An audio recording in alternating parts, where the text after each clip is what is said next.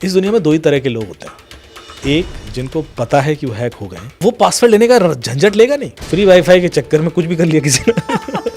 How do you know कि ये इसी कंपनी का है? आपको कैसे पता कि जो गूगल पे आप सर्च करके लिंक देख रहे हो वो ऑथेंटिक है? एक वेबसाइट है privacy.net/analyzer जो बताएगा कि सिर्फ कोई लिंक क्लिक करके कोई भी वेबसाइट आपके फोन से क्या क्या चुरा सकती है। डिजिटल अरेस्ट में जब मैंने ही किसी को पैसा दे दिया है और बाद में 24 घंटे बाद जाके मैं क्लेम करूं कि ये मैंने गलती से दे दिया है, अब मुझे ये पैसा वापस चाहिए, उस अकाउंट में होना तो चाहिए, वहां से निकल ही किसी और में नहीं, चाइना चला गया। एक केस ऐसा था जिसमें 9 साल का बच्चा था और उसने पूरे शहर में तहलका मचा रखा था। सिंपल तरीके हैं जिनसे आपका व्हाट्सएप हैक हो सकता है। किसी को पता नहीं चलता है कि व्हाट्सएप कोई और यूज कर रहा है। हम वो जो व्हाट्सएप कॉल करते हैं ये सोच के कि सेफ है। How do you make sure कि सामने जिससे आप बात कर रहे हो, फ्रीली बात कर रहे हो, वो नहीं रिकॉर्ड कर रहे हो?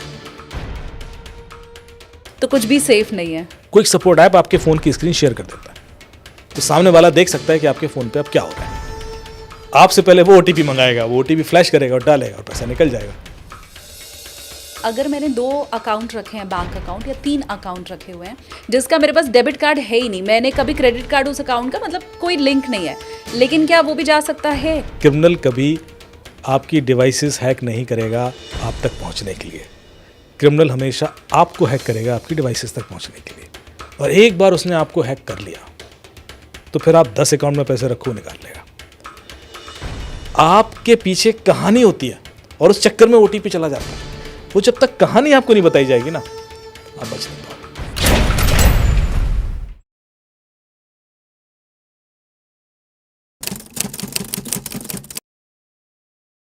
नमस्ते एवरीवन, अपनी कुर्सी की पेटी बांध लीजिए क्योंकि आप देखना शुरू कर चुके हैं take off with SKT. SKT यानी कि मैं शालिनी कपूर तिवारी।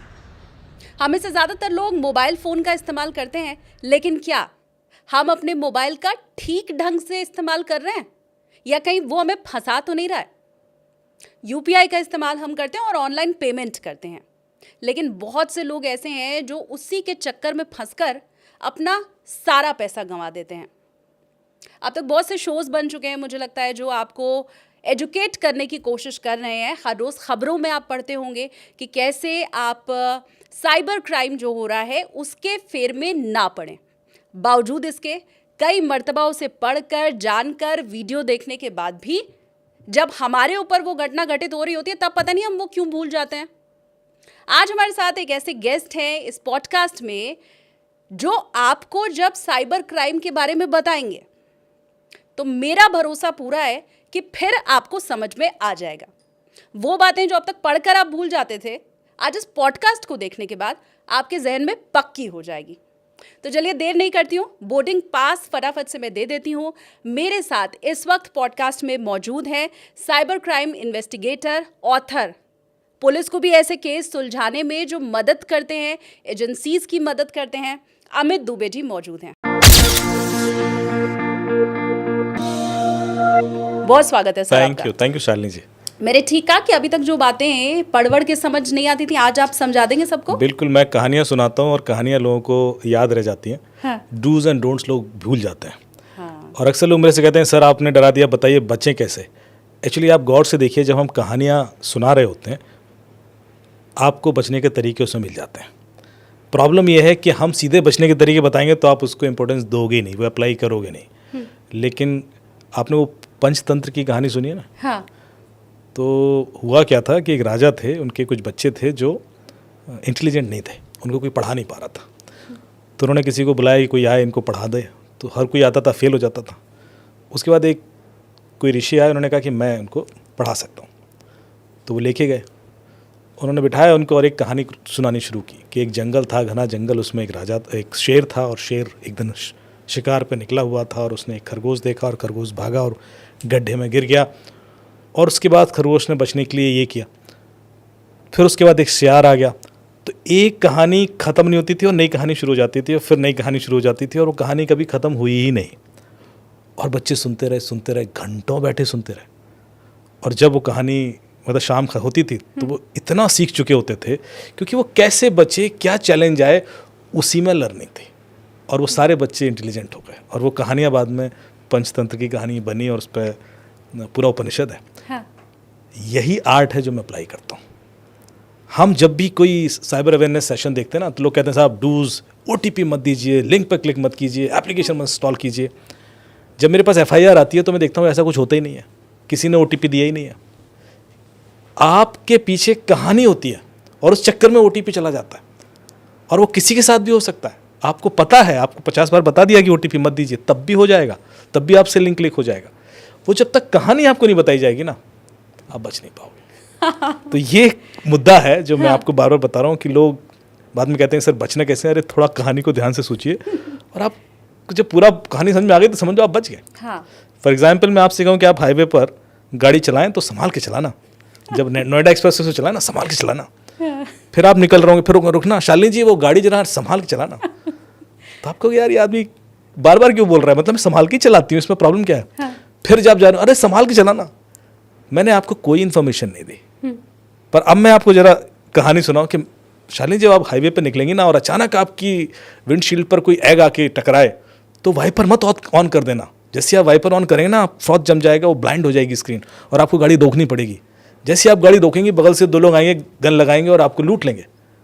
अब आपको पता है क्या करना है। संभाल के चलाना, संभाल के चलाना में कोई इन्फॉर्मेशन नहीं है। OTP नहीं देना, OTP नहीं देना में कोई इन्फॉर्मेशन नहीं है, जब तक मैं ये नहीं बताऊं कि OTP लिया कैसे जाता है। और OTP लिया कैसे जाता है, यदि मैंने वो 12-15 तरीके जो हैं बता दिए, तो आपको पता है क्या नहीं करना है। फिर मुझे डोंट्स बताने की जरूरत नहीं है।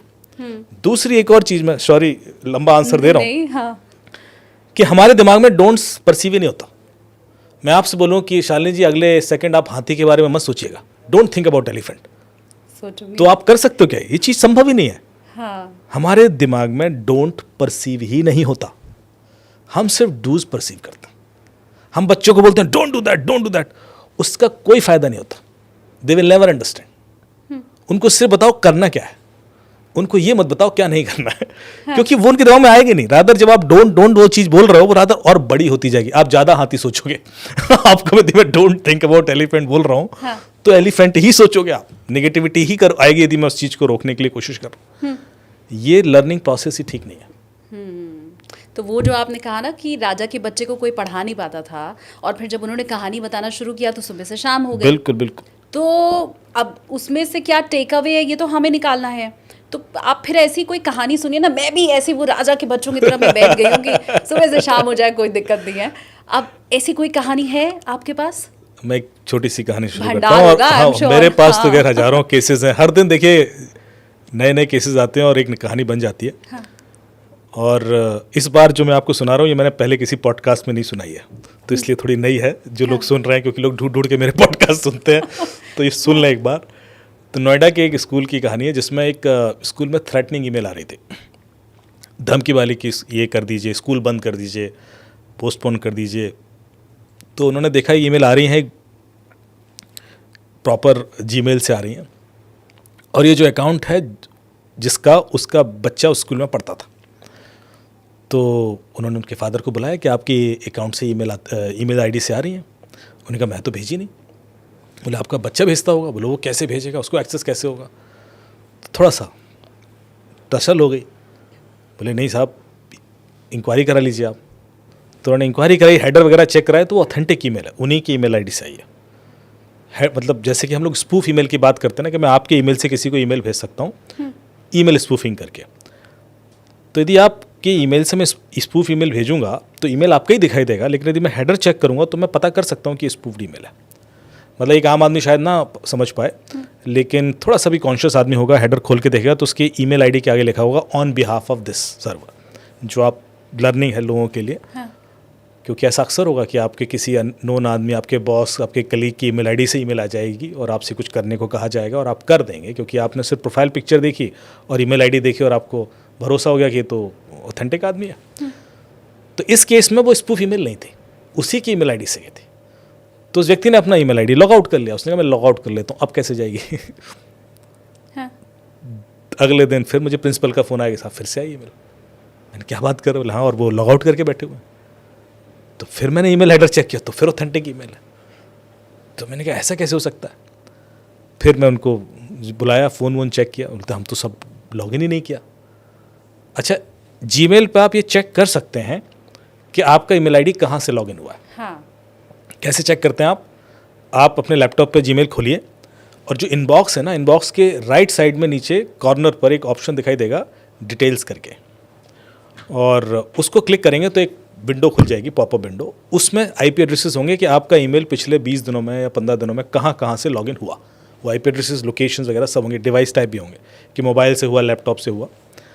तो उसमें आप कभी आपको डाउट हो जाए कि आपका ईमेल कोई लॉगिन करके बैठा है, तो आप ऐसा करके चेक कर सकते हैं। तो हमने देखा तो वो आईपी एड्रेस इनके घर का ही है, तो मैंने कहा आप ही के घर से लॉगिन हो रहा है। फिर हमने जब लॉग्ड ईमेल आईडी में देखा तो एक फीचर होता है शेड्यूलर करके। शेड्यूलर क्या करता है कि आपकी फ्यूचर ईमेल शेड्यूल कर सकते हो आप, कि इस तारीख को इस टाइम पर ये ईमेल जाएगी, इस तारीख को इस टाइम पर ईमेल जाएगी। तो किसी ने 10-12 ईमेल शेड्यूल कर रखी थी, तो आप भले ही लॉग आउट कर दो, वो ईमेल तो जाएगी क्योंकि आपने शेड्यूल कर रखा है। हाँ, तो वो स्कूल को जाती थी। तो उन्होंने कहा ठीक है, मैं अपनी सारी शेड्यूल्ड ईमेल अब डिलीट कर देता हूँ, जो आगे दिख रही है। किसी ने तो की थी, गड़बड़ हो गई होगी, मैं डिलीट कर देता हूँ, अब तो मैटर सॉल्व है, कोई दिक्कत नहीं। हाँ, अब तो सॉल्व है, कोई दिक्कत नहीं। 1-2 दिन मामला ठीक रहा और फिर ईमेल आ गई स्कूल में। फिर प्रिंसिपल का फोन आई, सर अब फिर से आ रही है। मैंने कहा यार कमाल है यार। फिर चेक किया कि भाई ऐसा कैसे हो सकता है। फिर आईपी एड्रेसेस इनके घर का निकला, तो एक और फीचर के बारे में जानकारी हुई। फिर मैंने जब इनके लैपटॉप को ढंग से इन्वेस्टिगेट करना शुरू किया तो पता पड़ा गूगल का एक फीचर होता है गूगल बैकअप कोड्स करके। गूगल बैकअप कोड्स आपके गूगल के OTPs आप एडवांस में डाउनलोड कर सकते हैं। यदि मुझे आपका जीमेल का एक्सेस मिल जाए तो मैं सिक्योरिटी में जाऊं, सेटिंग सिक्योरिटी, वहाँ पे 2 फैक्टर ऑथेंटिकेशन के अंदर चौथा या 5वां ऑप्शन है Google backup codes. Google backup codes को मैं क्लिक करूँगा तो मुझे 8 OTPs या 10 OTPs में एडवांस में डाउनलोड कर सकता हूँ। ये जो OTPs हैं ये मैं बाद में यूज़ कर सकता हूँ कभी भी लॉगिन करने के लिए। मतलब कि बाद में यदि मुझे SMS पे OTP नहीं आ रहे हैं तब भी मेरे पास एडवांस OTPs हैं and I can use it. अब ये फीचर अधिकतर लोगों को नहीं पता है। खास बात ये थी कि जब मैंने लैपटॉप में उनके देखा डाउनलोड सेक्शन में मुझे वो PDF फाइल मिल गई जिसमें वो OTPs डाउनलोडेड थे। एक्चुअली जिस समय OTP का केस मैं बता रहा हूँ उस समय तो मेरे ख्याल से 62 OTP डाउनलोड हो सकते थे। अब तो गूगल ने रिस्ट्रिक्ट कर दिया 8 को, उसमें तो पूरा PDF फाइल थी। तो मैंने देखा कि वो OTPs ऑलरेडी पड़े हुए हैं उसमें, तो इसका मतलब घर में ही किसी ने डाउनलोड किए हैं। फिर उसका लॉग निकाल के देखा, फिर एक ट्रिक इस्तेमाल की मैंने और उससे केस प्रॉपरली वर्कआउट हुआ। क्योंकि डाउट तो मुझे था कि कर तो बच्चे ही रहा है लेकिन एविडेंस नहीं होता तो करना मुश्किल होता है। तो एक एप्लीकेशन आती है WTMP करके, हु टच्ड माई फोन। ये प्ले स्टोर पर है, आपके गूगल प्ले स्टोर पर। इसको आपने फ़ोन में इंस्टॉल कर लें, हु टच्ड माई फोन। ऐसी बहुत सारी एप्लीकेशन है पर this is something which I have used at that time. तो आप अपना फ़ोन यहाँ रख लें। अब आप 2 मिनट के लिए कहीं चले गए, वॉशरूम गए या कहीं फोन, मतलब आप कहीं इधर उधर चले गए, आपका फ़ोन कोई उठाएगा और लॉगिन कर, वो पिन कोड डालने की कोशिश करेगा और उसको पिन कोड पता है या नहीं पता है, दोनों सिचुएशन में उसकी सेल्फी खिंच के फ़ोन के अंदर आ जाएगी चुपचाप। और उसके यदि पिन कोड पता है और उसने एंटर कर भी लिया और उसके बाद जो कुछ भी वो करेगा वो सारा रिकॉर्ड बनना शुरू हो जाएगा कि उसने व्हाट्सएप मैसेज देखे, उसने व्हाट्सएप पे ये मैसेज भेजे या ईमेल खोला या जो कुछ भी का, सो उसकी एक्टिविटी लॉग बन जाएगी।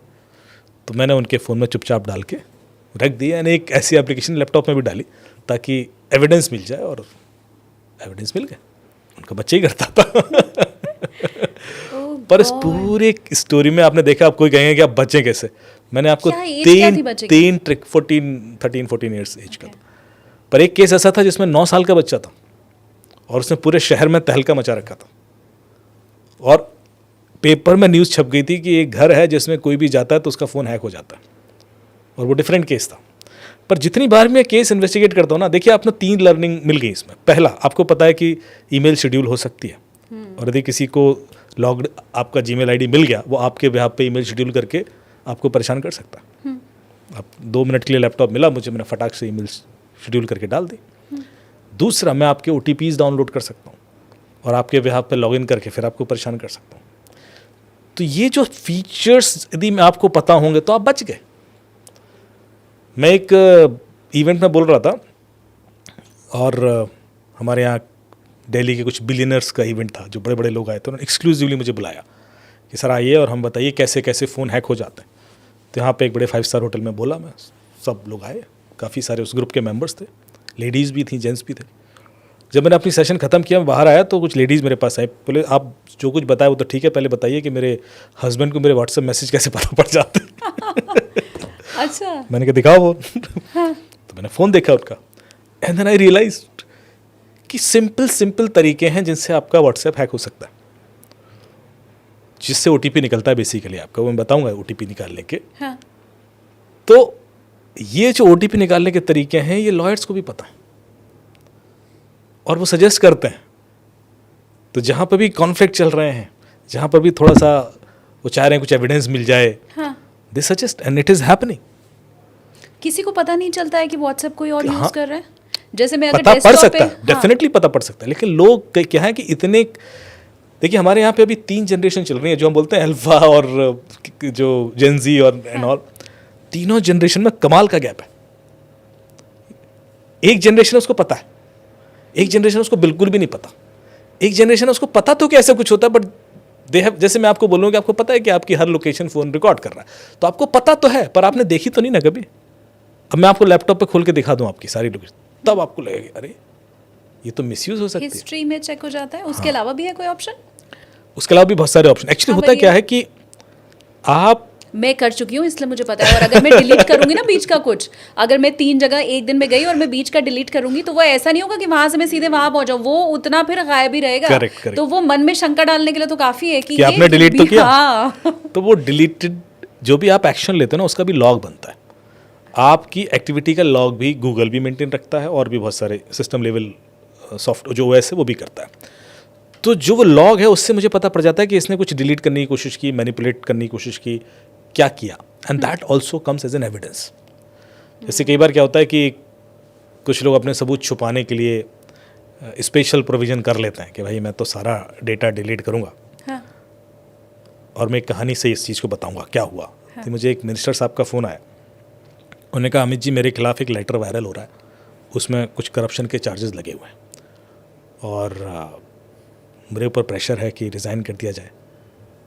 तो कोई तरीका है जिससे हम पता करें कि कर कौन रहा है, क्योंकि है तो फेक सारे, पर इतना वायरल हो गया है कि अब परसेप्शन बन गया पब्लिक का कि ये तो ऐसे ही है। तो मैंने कहा कि सर, मैं उस समय बाहर था देश के, तो मैंने कहा सर मैं सोशल मीडिया एनालिसिस कर लेता हूँ कि और डेटा एक्सेस तो मेरे पास है नहीं। तो मैंने फेसबुक एनालिसिस करना शुरू किया और ये देखा कि इनके खिलाफ फेसबुक पर कौन कौन लिख रहा है। तो कुछ सेंटीमेंट एनालिसिस टूल आते हैं जिससे आप पता कर सकते हो कि इस व्यक्ति के खिलाफ कौन कौन नेगेटिव या पॉजिटिव लिख रहा है। तो हमने वो एनालिसिस किया तो पता पड़ा कि काफ़ी सारे लोग 1 महीने से इनके खिलाफ नेगेटिव लिख रहे हैं। फिर उनसे पूछा कि साहब 1 महीने पहले कुछ ऐसा हुआ था क्या आपके संग, 1 महीने पहले कहाँ गए थे आप। उस डेटा के बेस पर डीप डाइव किया पर कुछ कंक्लूड नहीं हो पा रहा था। तो फिर मैंने लोकेशन निकालनी शुरू की, जो लोग नेगेटिव लिख रहे थे उनको ज़रा डीप डाइव किया तो पता पड़ा कि बहुत सारे लोग हैं जो उसको लाइक कर रहे हैं लेकिन वो इन्हीं की पार्टी को बिलोंग करते हैं। कई लोग शेयर भी कर रहे हैं जो इन्हीं की पार्टी को बिलोंग करते हैं, पोस्ट नहीं कर रहे हैं पर लाइक और शेयर कर देते हैं, या शेयर नहीं कर रहे थे लाइक और कमेंट कर रहे थे, हाँ शेयर नहीं कर रहे तो पोस्ट में नहीं आता था, क्योंकि शेयर करोगे तो पोस्ट में आ जाएगा। हाँ। सो वो दोस्त मैंने फीचर देखे, मैंने कहा यार लाइक और कमेंट तो हुआ है, किसी ने हल्का सा कुछ डाल दिया। तो मैंने उनसे कहा कि आप ही की पार्टी के लोग तो प्रमोट कर रहे हैं। बोले हाँ हाँ मुझे पता है कॉन्स्पिरेसी है, ढूंढो कौन है इसके पीछे। तो मैंने वो सारे प्रोफाइल अलग निकालने शुरू किए, एक एक करके निकालता गया, एक्सेल फाइल में डंप करता गया, तो कुल 527 प्रोफाइल निकले। अब 527 प्रोफाइल जो इनकी पार्टी के हैं और इस पोस्ट नेगेटिव पोस्ट को प्रमोट करते हैं। अब मैंने देखा कि ये प्रोफाइल हैं कहाँ के, इनकी लोकेशन क्या है, कि कोई भी कॉन्स्पिरेसी किसी जगह से शुरू होती है, रैंडम नहीं हो सकती। जैसे मुझे आपके खिलाफ कॉन्स्पिरेसी करनी है तो कुछ ट्रस्टवर्दी लोग एक जगह बैठेंगे, they will plan and others would join eventually. तो वो जगह किसी भी इन्वेस्टिगेशन में जो इनिशियल जगह होती है बहुत महत्वपूर्ण होती है। तो जब ये 527 प्रोफाइल का लोकेशन एनालिसिस किया तो पता पड़ा कि 145 प्रोफाइल इसमें से एक ही जगह को बिलोंग करते हैं। अभी मैं जगह का नाम बदल रहा हूँ वरना लोग क्योंकि गैस कर लेंगे। मान लीजिए धर्मपुर है जगह का नाम। हाँ। तो फिर मैंने कहा यार धर्मपुर आप कब गए थे, फिर कुछ कड़ियाँ जोड़ने की कोशिश की तो नहीं वर्कआउट हुआ। फिर मैंने देखा कि इस 145 में लीडर कितने हैं, कोई कॉन्स्पिरेसी तो कोई बड़ा आदमी करेगा। तो जो लोग जिनके लाखों फॉलोअर हों, 5000 फ्रेंड्स हों फेसबुक प्रोफाइल में, तो देखा कि 17 प्रोफाइल ऐसे हैं। उन 17 में फिर देखा कि टॉप मोस्ट लीडर कौन है जो पार्टी में कोई पोजीशन ले चुके हों, मिनिस्टर रह चुके हों, तो 3 लोग निकले। वो 3 प्रोफाइल मैंने एसपी साहब को भेज दिया। मैंने कहा सर देख लीजिए। तो वो देख के चौंक गए, बोले क्या बात कर रहे हो, ये लोग कैसे हो सकते हैं। मैंने कहा सर अब डेटा तो यही कह रहा है कि आर यू श्योर। मैंने कहा श्योर व्योर कुछ नहीं हूँ, क्योंकि नेताओं के सोशल मीडिया उनके कार्यकर्ता चलाते हैं तो कई बार उनकी भी ओपिनियन हो सकती है, तो प्लीज़ अपना वेरिफिकेशन कर लेना, but my data says like this. तो उनके ऊपर भी प्रेशर था। नेक्स्ट डे मैं सो के उठा, आई वॉज इन डेनमार्क, तो मुझे 22 मिस्ड कॉल। मैंने कॉल बैक किया, मैंने साहब क्या हुआ एसपी साहब को। तो एसपी साहब बोले यार मैंने ना, मुझे कुछ ह्यूमन इंटेलिजेंस भी थी, तो उनमें से एक को हमने अरेस्ट कर लिया। और अरेस्ट किया ये सोच के कि उसके फ़ोन में या लैपटॉप में कुछ मिलेगा। उसका लैपटॉप भी फॉर्मेटेड है, उसका मोबाइल भी फॉर्मेटेड, कोई एविडेंस नहीं। अब आपकी कहानी तो हम कोर्ट में दिखाएंगे नहीं, तो क्या करें। तो मैंने कहा सर यदि उसका लैपटॉप और मोबाइल दोनों फॉर्मेटेड हैं तो इससे 2 चीज़ें प्रूफ होती हैं। पहला कि आपके डिपार्टमेंट से किसी ने इनको बता दिया था कि अरेस्ट होने वाले हैं। ओह गॉड, कितने ट्विस्ट हैं। वरना उसको कैसे पता कि फॉर्मेट करना है। हाँ। ऐसे तो ना कोई डेली फॉर्मेट करता रहता। तो आप ये जानिए कि आपको किस किस को पता था कि आज अरेस्ट करने वाले इनको। दूसरा कि इनका कुछ ना कुछ तो लेना देना है, वरना दोनों डिवाइस क्यों फॉर्मेट करेगा कोई, मतलब इतना सेफ क्यों खेल रहे हैं आदमी। हाँ। तो बोले अब क्या करें। मैंने कहा सर मैं वापस आता हूँ एंड आई वर्क इट, मतलब मैं खुद ही काम करूँगा इस पर, बिकॉज कुछ भी बताऊँगा तो वो लीक हो जाएगा, क्योंकि मुझे अब आपकी टीम पर भरोसा नहीं है। तो मैं आया, उस जगह पर फ्लाई किया, गया। तो सबसे पहले हमने, जो इस कहानी की वजह से मैं सिखाना चाह रहा था, अब उस मुद्दे पे आते हैं। सबसे पहले हमने डिलीटेड डेटा रिकवर किया। बहुत सारे टूल हैं जो आपके फ़ोन से या लैपटॉप से डिलीटेड डेटा रिकवर कर देते हैं, और डिलीटेड डेटा रिकवर किया तो वो फाइल्स मिल गई जिसमें वो करप्शन के चार्जेस थे। But having those files in your device is not a sufficient proof. आपके फ़ोन में या लैपटॉप में फाइल मिल गई, उससे क्या प्रूफ होता है। आप कहोगे यार मुझे आई थी, मैंने डिलीट कर दी, मैंने तो ना वायरल किया, मैं तो ना क्रिएट किया। हमें क्या प्रूफ करना है कि इस व्यक्ति ने ही क्रिएट किया, इस व्यक्ति ने वायरल किया। अभी देखिए कैसे खूबसूरती से प्रूव हो जाएगा। इसके बाद मैंने इनका CDR एनालिसिस किया। CDR आप जानते हैं, कॉल डेटा रिकॉर्ड। ओके। आप किसको कॉल लगाते हैं, किसी से कॉल आता है तो इस चीज़ का रिकॉर्ड बनता है जो ऑपरेटर आपको देता है। जैसे आपका एयरटेल, वोडाफोन, आइडिया, BSNL, जिसका भी नंबर होगा उसके सर्वर पर ये रिकॉर्ड बनता है। तो जो लोग क्राइम पेट्रोल, सावधान इंडिया वगैरह देखते हैं उनको पता है क्योंकि वहाँ पर जिक्र होता है ना कि CDR मंगा लो, ये मंगा लो। तो ये CDR से हमें पैटर्न मिल जाता है कि कब किससे बात हुई, कितनी देर बात हुई। पर आजकल लोग बहुत स्मार्ट हो गए। आजकल लोग नॉर्मल कॉल करते ही नहीं, व्हाट्सएप कॉल। तो CDR में कुछ मिलता नहीं है। हाँ। कम मिलता है, मतलब नॉर्मल कॉल भी होती है, बट नॉर्मली लोग इस तरह की बातें व्हाट्सएप या वाइब कॉल करेंगे और फिर सोचते हैं अब तो हम सेफ हैं। हाँ, मैं भी ये सोच। कई लोग जर्नलिस्ट मुझे फ़ोन करते हैं, सर ऐसा कीजिए ना, सिग्नल पे आ जाइए, वहाँ बात कर लेंगे। आपको पता है कि, तो मैं कहता हूँ व्हाट्सएप पे क्यों नहीं। नहीं सर सिग्नल ज़्यादा सेफ है। मैंने कहा अच्छा सिग्नल ज़्यादा सेफ है, कैसे पता आपको। नहीं वो आप सिग्नल पे आपको पता है कि सिग्नल, आप गूगल कीजिए सिग्नल का फाउंडर कौन है। मैं तो यूज़ ही नहीं करती सिग्नल। हाँ।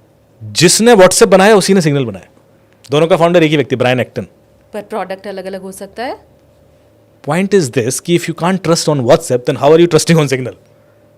जब उसका ओनर एक, मतलब उसका जो क्रिएटर है, अब ओनरशिप तो अलग हो गई क्योंकि उसने पहले वो फेसबुक था छोड़ के व्हाट्सएप सिग्नल स्टार्ट किया, बट द पॉइंट इज कि there is the same person and then you are trusting on this but you are not trusting on this. ये जो आयरनी है, लोग इतना गूगल ही नहीं करते, देखते नहीं ना। सिग्नल पे आ जाओ, सिग्नल पे आ जाओ, टेलीग्राम पे आ जाओ, टेलीग्राम पे आ जाओ। जरा थोड़ा सा तो रिसर्च करो कि इनके पीछे कौन किस तरह के लोग हैं, and then you feel that you are safe because data. या VPN यूज़ करते हैं लोग कि virtual private network, sir VPN use करूँगा उससे मेरा IP जर्मनी का, नीदरलैंड का, पाकिस्तान का हो जाएगा, देन आई एम सेफ। ऐसे कौन कौन लोग आपको फोन करते हैं? तो मैं तो बता रहा हूँ कि मेरे पास तो हर तरह के खुराफाती लोग आते हैं ना। एंड आप बता रहा हूँ कि ये जो 3 जनरेशन, उसमें एक जनरेशन सिर्फ यही अब सुनने वाली है जो मैं बताने वाला हूँ। अच्छा। क्योंकि वो सब कर रहे हैं ये चीज़ें। आपको पता है जितने ये टीनेज स्टूडेंट्स हैं सब VPN यूज़ करते हैं, सारे। आप रैंडमली किसी टीनेज बच्चे से पूछ लेना, या ये जो बैठे हैं इनसे पूछ लेना। अच्छा। उसने पहले सर हिला दिया, नहीं मैं तो सेफ हूँ।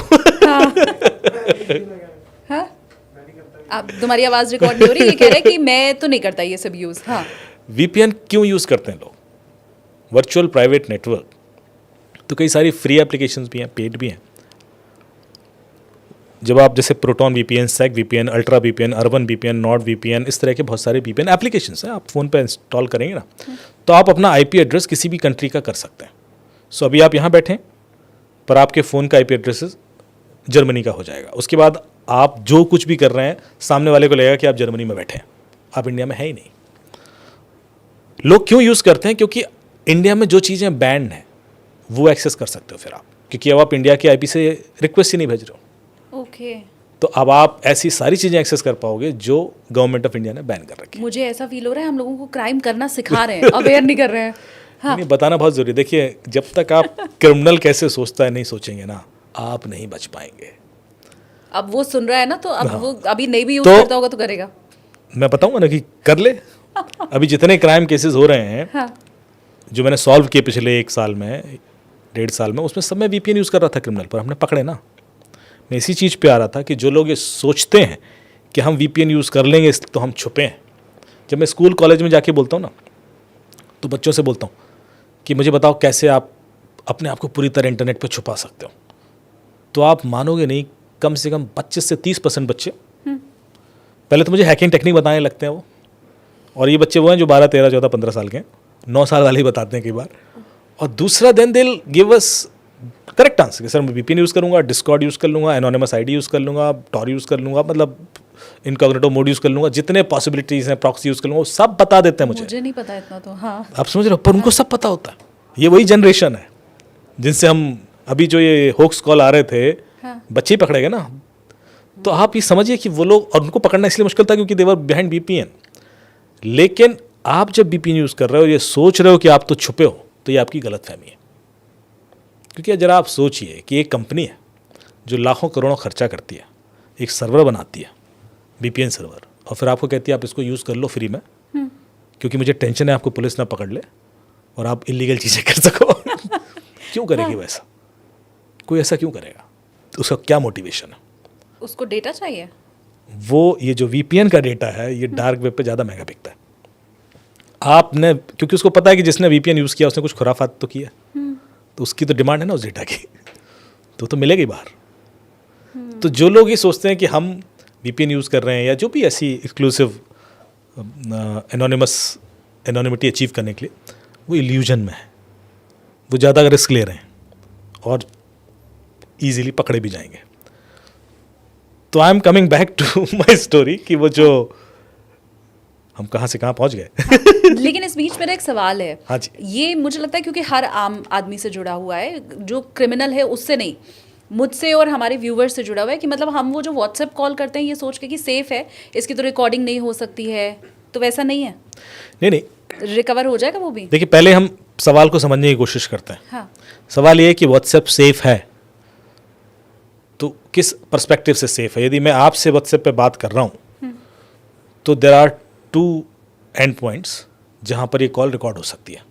मेरे साइड पे भी हो सकती है और आपकी साइड पे भी हो सकती है। दोनों साइड पे कॉल लॉग भी मिल जाता है। जब अभी केस तो मैंने सॉल्व किया नहीं ना ये वाला, हाँ, इसलिए उसमें सॉल्व कर दूंगा। उसमें ये आपके इसका जवाब है एक्चुअली। तो मैं था कि हमने कहाँ तक पहुँच गए थे कि मैंने डिलीटेड डेटा रिकवर कर लिया, लेकिन हमें प्रूव करना है कि इन्होंने ये क्रिएट किया, उन्होंने ये वायरल किया। हाँ। लेकिन नॉर्मल तो कॉल कोई लगाता नहीं है, तो व्हाट्सएप कॉल ही लगाई होगी। तो हमने इनके IPDR मंगवाए। IPDR क्या होता है? Internet protocol details record. जैसे आप इंटरनेट पे क्या क्या कर रहे हो, इसका भी रिकॉर्ड मेंटेन होता है ऑपरेटर के पास।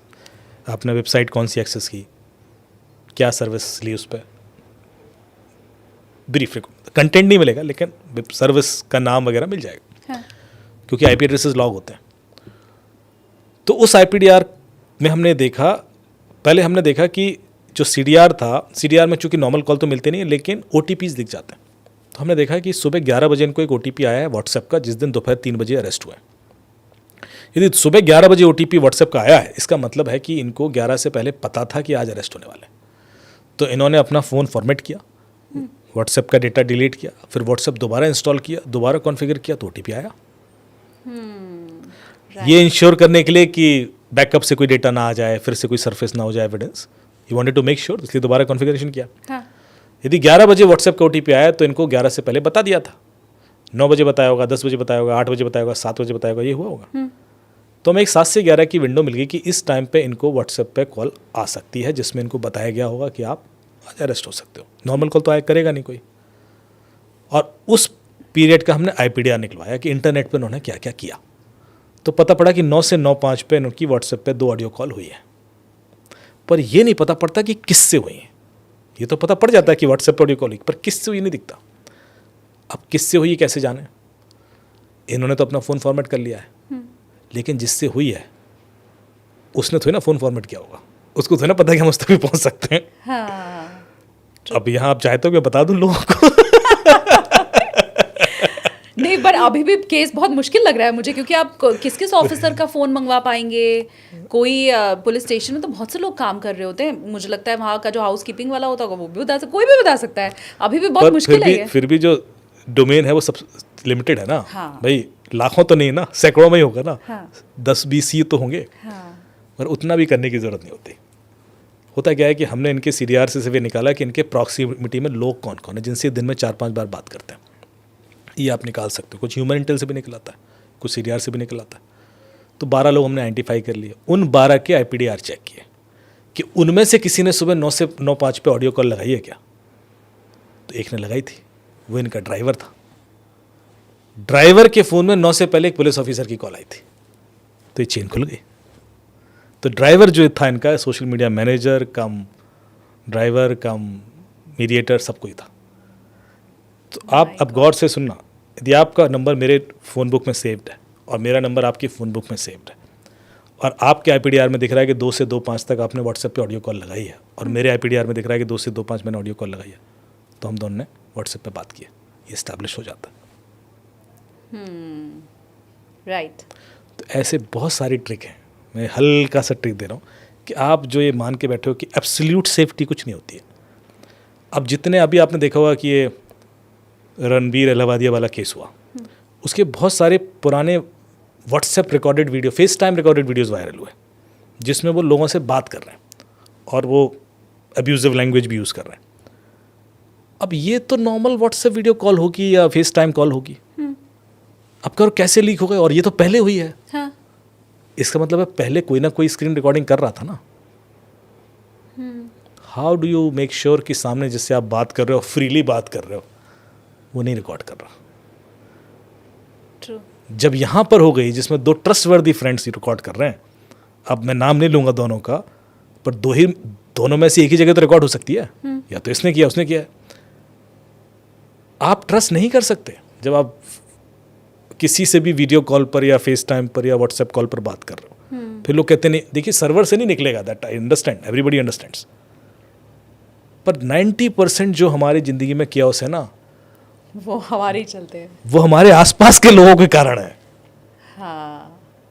और मुझे लगता है ये क्लियर मैसेज गर्ल्स को ज़्यादा है। बहुत ज़रूरी। मैं बीइंग अ गर्ल ये चीज़ बोल सकती हूँ कि आप अपने बॉयफ्रेंड से बात कर रहे होते हो, अपने एक्स से बात कर रहे होते हो, और उनके ट्रस्ट के आधार पे वो जैसा बोलते हैं आप करते चले जाते हो, क्योंकि आपको उस समय आप रिलेशनशिप में होते हो, आपको पता नहीं होता है, फिर बाद में आपको पता चलता है कि जी हमारे साथ तो धोखा हो गया, तो कुछ भी सेफ नहीं है। इसलिए criminal will never hack your devices to reach to you, criminal will always hack you to reach to your devices. मुझे वो OTP कितने तरह से पता करना है ये तो आपने पहले ही कह दिया कि आप बताएंगे, लेकिन वो आप बताएं उसके पहले मुझे आप ये बताइए कि जब मैं आपसे बात कर रही हूँ तो मुझे तो ऐसा फील हो रहा है कि भाई कानून के हाथ बड़े लंबे होते हैं और कोई बच नहीं सकता, और कोई भी आप कांड कर दीजिए तो उसको पकड़ने का कोई ना कोई तरीका भी है, और वो आपके पास है। तो जब मैं फंसती हूँ, मेरे व्यूवर्स फंसते हैं, जब हमारे साथ स्कैम हो जाता है, जब हमारी गाड़ी कमाई चली जाती है, तो वो काहे नहीं फिर वापस मिलती है? सब तो इतना आसान है आपके सुनने से लग रहा है। होता क्या है कि पहली चीज़ कि ये सिर्फ प्रॉब्लम इंडिया की नहीं है, ग्लोबल है। और क्यों नहीं पकड़ पाते उसका कारण बताता हूँ।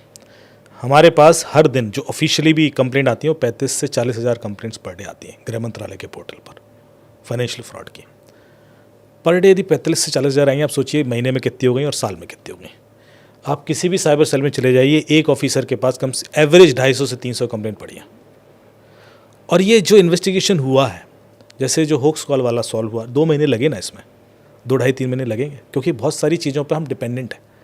हमें डेटा मांगना पड़ता है, बाहर के प्लेटफॉर्म से डेटा आता है, वो टाइमली नहीं देते, कई बार वो जैसा हम चाह रहे हैं वैसा नहीं देते हैं, आर्गूमेंट्स होते हैं, रिक्वेस्ट बार बार जाती है, कई बार हम ऑफेंसिव ऑपरेशंस भी करते हैं। पेशेंस का गेम है बहुत ज़्यादा।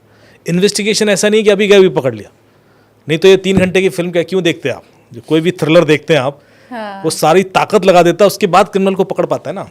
पर पकड़ता है, उसके बाद आपको समझ में आता है कि इतना टाइम क्यों लगा। यदि वो पहले ही ऐसी आसान होता तो प्रॉब्लम यही है कि it takes time and it is a game of patience. यदि आपके पास 40,000 कंप्लेंट पढ़े जाएंगे, इतना बड़ा बैकलॉग है कि आप हर चीज़ की प्रायोरिटी नहीं कर सकते, और उसका एडवांटेज क्रिमिनल को मिलता है। क्रिमिनल को पता है कि कहाँ कहाँ भागेंगे हमारे पीछे। दूसरा, कुछ सिचुएशन समझाता हूँ मैं आपको। जब आपके संग फाइनेंशियल फ्रॉड होता है, 10,000 रुपये निकल गए या 20,000 रुपये निकल गए, आप थाने में गए लिखाने।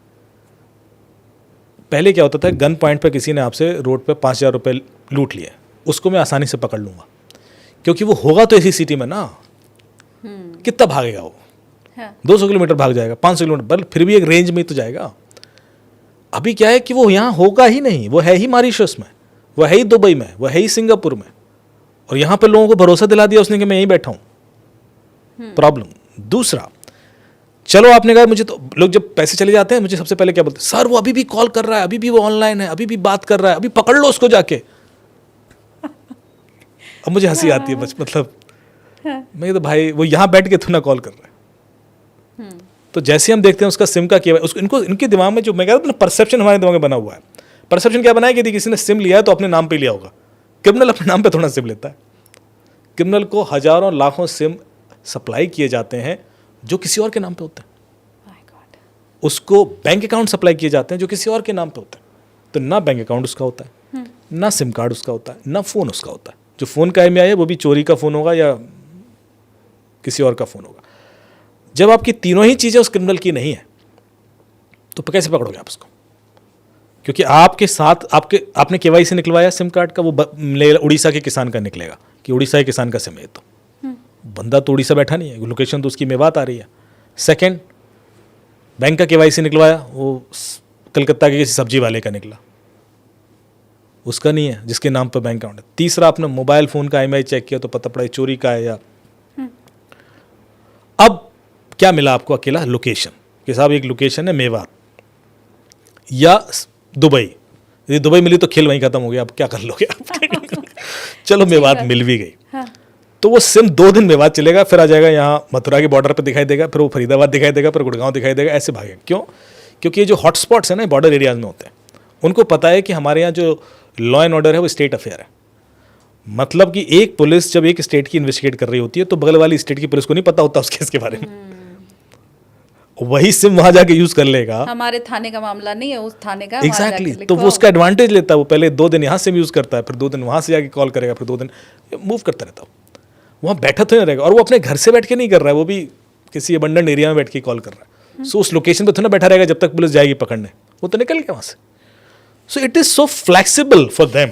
अब सोचिए पकड़ते कैसे हैं हम? जब हमारे पास कई सारी कंप्लेंट आ जाती हैं तो हम फिर पैटर्न ऑब्जर्व करते हैं कि ये नॉर्मली हॉटस्पॉट हैं कहाँ, क्योंकि वो भी तो बहुत ज़्यादा नहीं भाग सकते ना कि एकदम से मेवात से औरंगाबाद थोड़ा चले जाएंगे, मतलब वो होंगे आसपास ही मूवमेंट। हाँ। तो फिर ये डेटा अभी एक प्लेटफॉर्म बनाया है गवर्नमेंट ऑफ इंडिया ने, चक्षु करके, जिसमें एक सेंट्रलाइज कोऑर्डिनेट हो जाता है डेटा, और उसके थ्रू पैटर्न एनालिसिस होता है कि भाई ये लोग यहाँ से ऑपरेट कर रहे हैं। फिर वहाँ पर पुलिस अपना इंटेलिजेंस शुरू करती है, लोग भेजती है, कौन लोग हैं, कहाँ मूव, फिर ह्यूमन इंटेलिजेंस निकाला जाता है, फिर रेड डाली जाती है। और जब रेड डालते हैं और उठाते हैं उन लोगों को, तो उनको ही कोर्ट में प्रूव करना है कि यही वो लोग थे जिसने वो क्राइम किया था, बहुत मुश्किल हो जाता। क्योंकि जब क्राइम हुआ था उस समय उनके पास दूसरा फ़ोन था, अभी जो फ़ोन बरामद हो रहा है वो दूसरा है। सिम वो दूसरा था, ये सिम दूसरा है। अकाउंट दूसरा था, अभी अकाउंट उनके नाम पे है, मतलब अकाउंट तो करे नहीं, तो ऑनलाइन है सारी चीज़ें। सो फिजिकली कोई ऐसी चीज़ नहीं मिलती जिससे हम ये ईजिली कंक्लूड करें। अब उनकी कोई एक ऐसी गलती होनी चाहिए जो मैप कर दे उनको, जो पिछला इंसिडेंट और इंसिडेंट में एक ही फ़ोन यूज़ कर लिया उन्होंने, या एक ही सिम यूज़ कर लिया, या बैंक अकाउंट लिंक हो गए, यहाँ से पैसा वहाँ मूव हुआ, कुछ तो हो जिससे वो सॉलिड प्रूफ बने। तो सोचिए कितने चैलेंजेस हैं, and that makes it difficult for investigators. तू डाल मैं पात है, जितना आगे हम बढ़ रहे हैं उससे 10 कदम आगे वो लोग ऑलरेडी बढ़ रहे हैं। बिल्कुल बिल्कुल। तो ये सिचुएशन आए ही ना, हमें आप तक पहुंचना ही ना पड़े, पुलिस के पास इतने केस आए ही ना, फिर उसके लिए क्या किया जाए? वो जो OTP कैसे पता करने का तरीका है, ये आप मुझे बताएं। कि आपने जो कहानियां बताई ना उससे ही बड़े सारे सवाल आ गए मन में। आपने कहा कि वो जो बच्चा था, या आप कौन सा केस बता रहे थे कि व्हाट्सएप की भी और जीमेल का भी अगला कई पासवर्ड हम OTP व्हाट्सएप का नहीं, जीमेल का। जीमेल का हम 8 OTP पहले ही निकाल सकते हैं। अब क्या होता है, जैसे ही किसी को गड़बड़ी की आशंका होती है, मुझे ही जैसे ही गड़बड़ी की आशंका होगी, मैं क्या करूँगी, अपना पासवर्ड बदल दूंगी फटाक से। अब तो नहीं पता चलेगा सामने वाले को, चल अभी तक तो जो चला गया या जो हो गया वो हो गया, अब मैं अपना पासवर्ड बदल दिया, अब मैं सेफ हो गई। तो क्या पासवर्ड चेंज करने के बाद भी वो OTP जो निकाला था वो अभी भी एप्लीकेबल काम रहेगा। करेगा? हाँ, तो उसके लिए आप क्या करना चाहिए, जब आप पासवर्ड बदलें और आपको डाउट है कि किसी ने मेरा वो जो 8 OTP तो नहीं ले लिए, जब आप दोबारा 8 OTP निकालोगे तो पिछले वाले डिस्कार्ड हो जाएंगे। ओके, हाँ आप समझ रहे हैं स्मार्ट मूव। हाँ। आप जैसे फ्रेश 8 लोगे तो पिछले 8 चले गए, खत्म, फिर वो अप्लाई नहीं होंगे। Now these are applicable. ये बहुत बड़ा मुझे की पॉइंट मिल गया फिर इस डिस्कशन से कि जब हमें अपना पासवर्ड चेंज करना है, ऐसे किसी अंदेशे के बाद जब हम चेंज करें, वैसे 3 महीने 6 महीने पे हम Exactly. चेंज करें तो अलग बात है, तो OTP फिर से हम अपने पास अपना लेके रख और लें। वो अंदेशा क्यों होगा, आप, मैंने आपको बताया कि आप लॉग देख सकते हो, आप डिटेल्स में जाके इनबॉक्स के नीचे कि मेरा जीमेल कहाँ से लॉगिन हो रहा है। सपोज आपने अपने मोबाइल में लॉगिन कर रखा है, लैपटॉप में लॉगिन कर रखा है, आईपैड में लॉगिन कर रखा है, उसके अलावा यदि कोई भी डिवाइस दिखती है हाँ। तो आप अलर्ट हो जाओगे, यार ये तो मेरा नहीं है, ये डिवाइस मेरा नहीं है, ये तो एक्स्ट्रा दिख रहा है। And then you can do all these हाँ। Security measures. ठीक है, डन। अब वो वाले पॉइंट पे हम आते हैं कि वो कौन कौन सा तरीका है जिससे OTP निकल सकता है बिना मेरे दिए। मैंने फ़ोन पे नहीं बताया, मेरे पास SMS आया, मैंने वो नहीं बताया, मुझे पता चल गया कि मेरे साथ फर्जीवाड़ा हो गया और मैं स्मार्ट बन गई, पर सामने वाला कैसे और स्मार्ट है? तो देखिए, OTP तो ऐसे भी निकलता है कि आपने फ़ोन यहाँ रखा हाँ। और आप 2 मिनट के लिए गए कहीं बाहर और उस पर OTP आया तो मैं देख सकता हूँ, फ्लैश होता है स्क्रीन पर। हाँ। तो उसमें एक सेटिंग्स होती है फ़ोन के अंदर जिसमें आप लॉक मोड में SMS फ्लैशिंग डिसेबल कर सकते हो कि जब फ़ोन लॉक है तो वो फ्लैश ना हो। ठीक है, आपने वो कर दी सेटिंग, आप बच गए। जो लोग नहीं कर किए हैं वो कर लें। अब फ़ोन यहाँ पड़ा हुआ है, हाँ। किसी ने OTP कॉल पे मंगाया तो वो तो लॉक मोड में भी उठा लेगा फ़ोन। हाँ। सुन लेगा OTP। हाँ। तो क्या करना है कि फ़ोन छोड़ के नहीं जाना है। अच्छा। इसीलिए मैंने खूब, मतलब डिटेल में बताना बहुत जरूरी होता है। मतलब ऐसे मैं सिर्फ बोल दूं कि डोंट शेयर OTP, उससे क्या होगा? डोंट शेयर OTP में पता पड़ेगा आपको कि कैसे निकला था। अब तरीकों पे आते हैं। ये तो 1-2 तरीके मैंने बताया, अब 3-4 और तरीके थोड़ा डिटेल में समझते हैं। एक तरीका है जैसे कि call merging technique, call forwarding technique, voice mailing technique, eSIM, screen sharing. और वो स्क्रीन शेयरिंग में कई तरीके से करा सकता हूँ। एक इल्यूजन क्रिएट करके QR कोड के थ्रू भी स्क्रीन शेयरिंग करा सकता हूँ। सो यू फील कि यार आप तो किसी और पर्पज से QR कोड स्कैन कर रहे थे, but eventually you and up sharing your screen.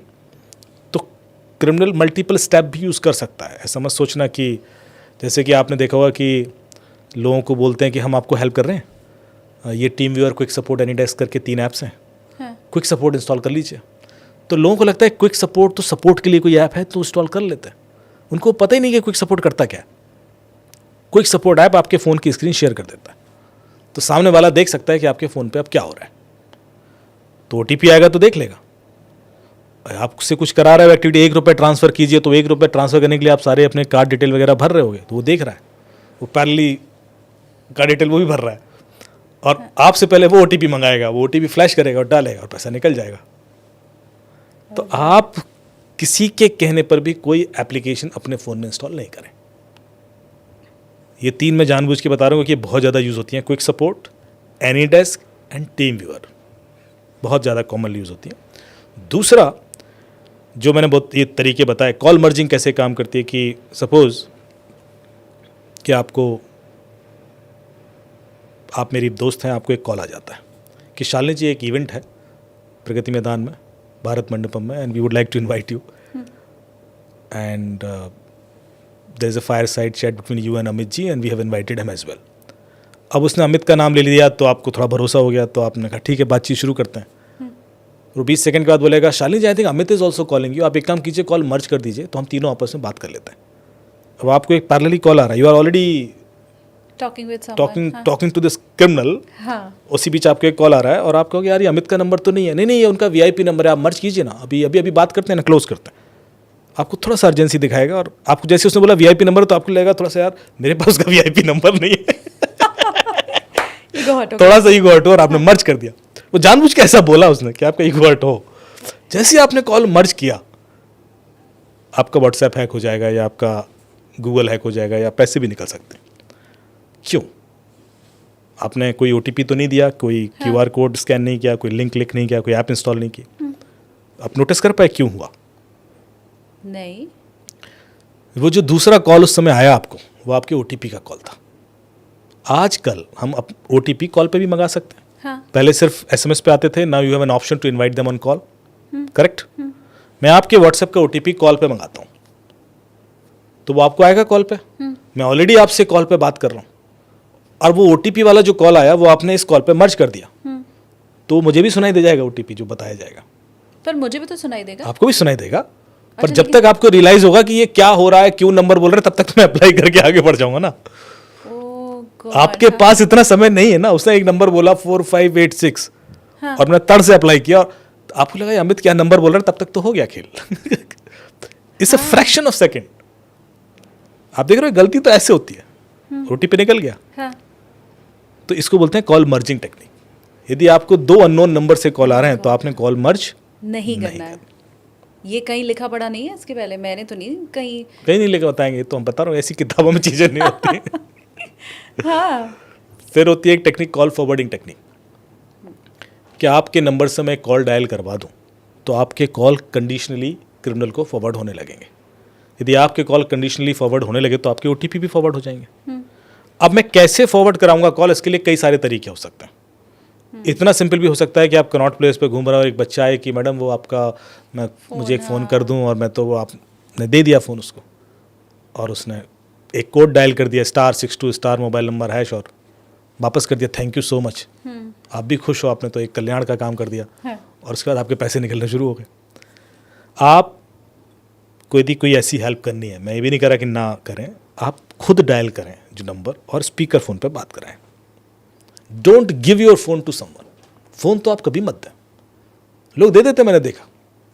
और तो और छोड़िए, मैं कई सारे ऐसे साइबर कैफ़े नहीं होते हैं जो, वहाँ पे जाता हूँ, तो लोग जाते हैं अपना, साहब ये प्रिंट आउट निकाल देना, हाँ अपने ईमेल आईडी का पासवर्ड बताओ, और वो बता देते हैं। हाँ, क्योंकि उनके हिसाब से वो इतने आम आदमी है कि कुछ उनको ये नहीं पता कि इसी ईमेल पे उनके बैंक का भी OTP आता है। हाँ। और ये बंदा गड़बड़ भले ना करे, इसके यहाँ 4 लोग आ रहे हैं, 25 लोग काम कर रहे हैं, सुन रहे हैं सब। नहीं उनको ऑलरेडी लॉग्ड इन जीमेल मिल गया आपका, वो कुछ हरकत कर लें आपके खिलाफ, या कल के दिन वो डेटा ही लीक हो जाए कहीं, बहुत सारे रिस्क होते हैं। तो अपना पासवर्ड ऐसे नहीं ओपनली सबको बताते हैं। पहली चीज़ तो ये छोटी छोटी चीज़ें हैं। मैं कह रहा हूँ 3 जनरेशन को हम टारगेट कर रहे हैं। एक जनरेशन बोलेगा यार ऐसे कौन करता है, भैया करते हैं। मैंने देखा है कि तक कौन अपना ऐसे पासवर्ड बता देता है, क्योंकि नहीं पता उनको कि ये चीज़ किस तरीके से उनके खिलाफ यूज़ हो सकती है। यदि मुझे आपका जीमेल लॉग्ड इन मिल गया, तो मैं बहुत सारी खतरे क्रिएट कर सकता हूँ आपकी लाइफ में। मैं ऐसे लोगों को भी जानती हूँ जो अपना जीमेल क्रिएट ही किसी और से करवाते हैं। हाँ, ऐसे भी होते हैं। बिल्कुल। तो ये एक बेसिक हाइजीन है मेरे ख्याल से जो यहाँ पर कन्वे होना चाहिए।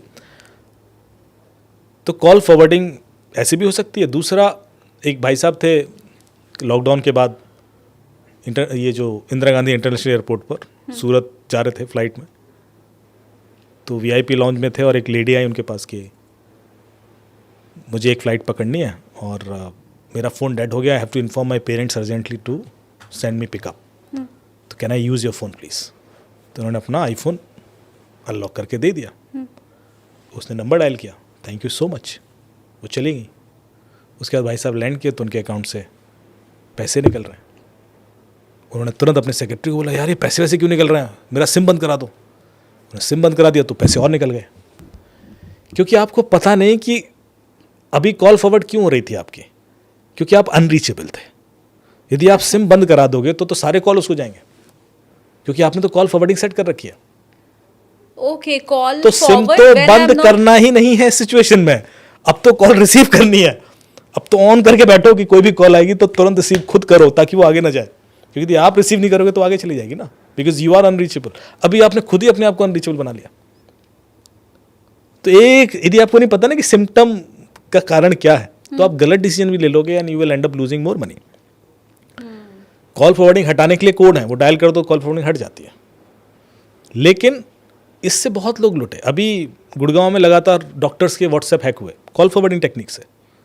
उनको कॉल आया दिवाली के पहले कि आपके फार्मा कंपनी से बोल रहे हैं आपके लिए गिफ्ट है। तो उन्होंने कहा भेज दीजिए। नहीं कॉस्टली गिफ्ट है, इसके लिए आपकी परमिशन चाहिए क्योंकि वो कुछ टैक्सेशन का इशू है। बोले हाँ दे दी परमिशन। बोले नहीं ऐसे नहीं परमिशन ले सकते, आपकी सर्वर से एक SMS आएगा, उसमें कोड होगा, वो डायल कीजिए तो सर्वर पे आपकी परमिशन रिकॉर्ड हो जाएगी। बोले ठीक है। आया एक SMS, उसमें कोड था वही *401* mobile number, depending on what mobile number he is using, क्योंकि हर एक ऑपरेटर का अलग कोड होता है। तो रिलायंस होगा तो अलग होगा, BSNL अलग होगा, वोडाफोन का अलग होगा, एयरटेल का अलग होगा। तो उसने वो नंबर डायल कर दिया और उसके बाद उनके व्हाट्सएप हैक होने शुरू हो गए। तो आप कॉल फॉरवर्डिंग टेक्निक ही कई तरीके से इस्तेमाल हो सकती है। बेसिकली जो आपने समझा इस कहानियों में कि आपने कोई नंबर किसी के कहने पे डायल नहीं करना है, बस, चाहे वो किसी भी सिचुएशन में आ जाए। करेक्ट? मैं तो ये सीख रही हूँ कि फोन ही नहीं यूज करना है। कितना याद रखूंगी, कितना बच के चलूंगी, फोन ही छोड़ दो। हाँ, नहीं, वो तो कर नहीं पाएंगे अब हम, उस जिंदगी में हम बहुत आगे आ गए। फोन छोड़िए, फोन 2 घंटे नहीं छोड़ सकते। हाँ, मतलब washroom में इतना भी अब तो सब इतना लेके जा रहे हैं। डिपेंडेंट हो गए हैं हाँ, कि वो हवा पानी जैसी चीज बन गई कि हमें थोड़ी थोड़ी देर बाद चाहिए। 10 रुपए भी जेब में नहीं रखते हैं आप तो, यूपीआई हाँ, यूज हाँ, कर रहे UPI हैं। बिल्कुल बिंदास 10 रुपए, निकल 20 जाता रुपए, 50 रुपए तो होने ही चाहिए। नहीं बिल्कुल। होते अभी मैं किसी के निकल रहा हूँ, पास। किसी दूसरी सिटी में जा रहा हूँ और आपने बिल्कुल सही बोला, मेरी जेब में एक नहीं पैसा होगा। नहीं है। क्योंकि हम इतना रिलैक्स नहीं, ठीक है हो जाएगा अरेंज, हाँ, वरना हम पूरी प्लानिंग के से जाते थे। तो कई सारी चीज़ें अननोइंगली हम लोगों ने डिपेंडेंसीज क्रिएट कर ली हैं, और ये जो डिपेंडेंसीज हैं इसका फ़ायदा क्रिमिनल उठा लेते हैं।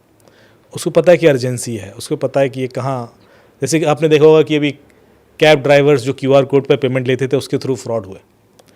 तो अब आप उस समय डेस्टिनेशन पर पहुंच गए हो, एयरपोर्ट फ्लाइट में, और आप उस समय तो ना चेक बैलेंस देखते हो कि हाँ, उसने नहीं मुझे तो इतना दिख रहा है, आपने कहा इतना दिख रहा है, और ऐसा लड़ाई हुई, और आपने कहा ठीक है अभी कर देते हैं पेमेंट।